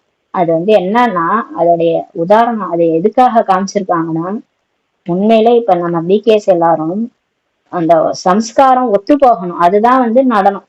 நடனம்ன்றது டான்ஸ் ஆடுறது கிடையாது. நம்மளுடைய சம்ஸ்காரம் ஒருத்தவங்க மத்தவங்களோட ஒத்து போகணும். ஒத்து போனாதானே ஒரு குடும்பம். இப்ப அந்த துவாபரேகத்தெல்லாம் பாத்தீங்கன்னா, ஒரு குடும்பத்துல இப்பவும் கூட சில பேர் இருக்கிறாங்க. ஒரு குடும்பம் பாத்தீங்கன்னா அவங்க எல்லாருமே பேரன் பேத்தி எடுத்து அந்த தாத்தா பாட்டி அவங்களுடைய மருமக, ஒரு 10 மருமக ஒரே வீட்டுல இருப்பாங்க. ஒரே வீட்டுல இருப்பாங்க, ஆனாலும் மாமியார் கூட ஒத்துழைச்சு எல்லாரும் ஒன்னா வாழ்ந்துப்பாங்க. இந்த காலத்துல எப்படி இருக்கு, இந்த காலத்துல கணவன் மனைவி ஒத்துமையா இருந்தாலே பெரிய விஷயம் ஒரு வீட்டுல. அதுக்கே டைவர்ஸ் கொடுங்க, எனக்கு செட் ஆகலன்னு சொல்றாங்க. அந்த மாதிரி சம்ஸ்காரம் ஒத்து போகல, ஒரு 2 பேர் இருந்தாலே ஒத்து போகல. இதுதான் கலியுகம். பாபா சொல்றாரு, சத்தியுகத்துல எல்லாரும் ஒன்னா இருந்தாங்க, எல்லாமே ஒரே மாதிரி இருந்தாங்க, சம்ஸ்காரம் ஒத்து போச்சு. இந்த சம்ஸ்காரம் ஒத்து போதல் என்ற மகா நடனம் பற்றி தான் பாடப்பட்டிருக்கிறது. இப்போது நடனம் ஆடுகிறீர்கள். மகா நடனம் ஆடவில்லை. இப்ப ஓரளவுக்கு எல்லாம் ஒத்து போயிட்டீங்க. ஆனா இன்னும் மகா நடனம் ஆடல. ராஸ் நடனம், அது வந்து கிருஷ்ணருடைய ராசலீலைன்னு சொல்லுவாங்க. அது என்ன, ஏன் ஆடவில்லை? மகா நடனம் ஏன் ஆடவில்லை? அடிக்கோடு இடவில்லை. அதாவது இன்னும் நீங்க அதுக்கு அட்டென்ஷன் கொடுக்கலன்றாரு. இன்னும் நீங்க அந்த மாதிரி இன்னும் மாறணும்னு நினைக்கவே இல்லை. அதை நினைச்சாதானே சத்தியுகம் வரும். அந்த மகா நடனம் நீங்க ஆடணும். அதுக்கு என்ன தேவை? திடத்தன்மை. திடத்தன்மையே இல்லைன்னு சொல்லி சொல்றாரு. இன்னும் திட சங்கல்பமே வரல. இன்னும் உங்களுக்கு வந்து நான் ஆத்துமா, நான் மாறிட்டே இருக்கிறேன், அந்த இன்னும் அந்த உணர்வு எல்லாம் வரல. திட சங்கல்பம் வரல. இன்னும் மாற்றம் ஏற்படல சம்ஸ்காரத்துல. அதனால விதவிதமான சோம்பல் இருக்கிறது. எல்லாரையும் பார்த்தா ஒவ்வொருத்தவங்களுக்கும் ஒரு ஒரு சோம்பல். ஒருத்தவங்க தூங்கணும், நிறைய தூங்கணும். ஒவ்வொருத்தவங்களுக்கும் ஒரு ஒரு சோம்பேறித்தனம் இருக்குதுன்னு சொல்லி சொல்றாரு. நல்லது. வரதானம். கர்மயோகியாகி ஒவ்வொரு சங்கல்பம், வார்த்தை மற்றும் காரியத்தை சிரேஷ்டமாக்கக்கூடிய நிரந்தர யோகி ஆகுக. இப்ப கர்மயோகி ஆகி நம்ம வந்து கர்மயோகின்றது உட்காந்துதான் யோகா பண்ணணும் இல்ல. நம்ம நடந்தாலும் சுற்றினாலும் வேலை செஞ்சாலும் பாபா நினைவுல இருக்கிறது தான் கர்மயோகி. அந்த மாதிரி கர்மயோகியாகி ஒவ்வொரு நம்மளுடைய நம்மளுடைய எண்ணம் மற்றும் வார்த்தை மற்றும் காரியத்தை, செயலை வந்து சிரேஷ்டமாக்கக்கூடியவங்க தான் நிரந்தர யோகி ஆகுகன்ற வரதானம் கொடுக்குறாரு. யார் நிரந்தர யோகியா இருப்பாங்கன்னா, அவங்க வந்து எந்த வேலை செஞ்சாலும் சரி, அவங்க எண்ணம், சொல்லு, செயல் எல்லாமே சிரேஷ்டமா இருக்கும். அவங்க எண்ணம் கூட எல்லாருக்கும் நல்லதே நினைப்பாங்க. வார்த்தையில கூட நல்லதே பேசுவாங்க. காரியம் கூட மற்றவங்க சுகம் கொடுக்கக்கூடியதாதான் இருக்கும்.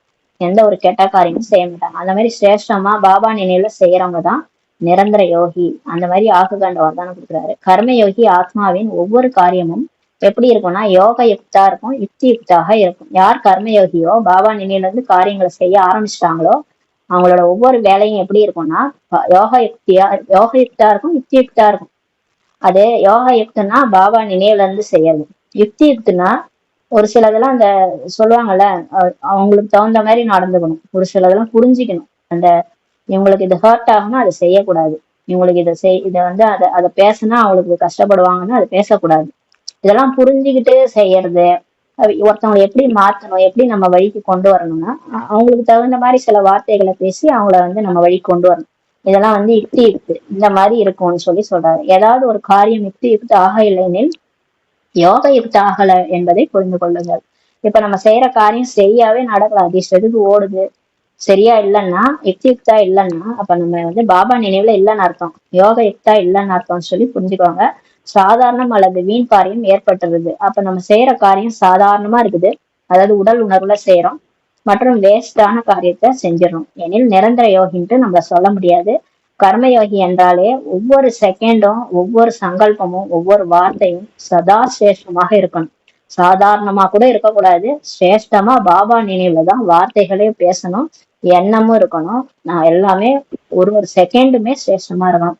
சிரேஷ்ட காரியத்தின் அடையாளம் தானும் திருப்தியா இருக்கணும், மற்றவர்களும் திருப்தியா இருப்பாங்க.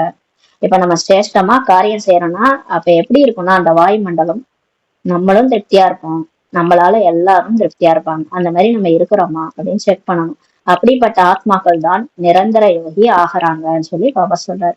அப்ப யார் அந்த மாதிரி இருக்கிறாங்க, தானும் திருப்தி அடைஞ்சு அந்த ஒரு குடும்பத்துல அவங்களால எல்லாருமே திருப்தியா இருக்கிறாங்க, அவங்களால யாருமே அதிருப்தி அடையல, அந்த மாதிரி யார் இருக்கிறாங்களோ அவங்கதான் நிரந்தர யோகி ஆகிறார்கள் சொல்லி பாபா சொல்றாங்க. ஸ்லோகன்.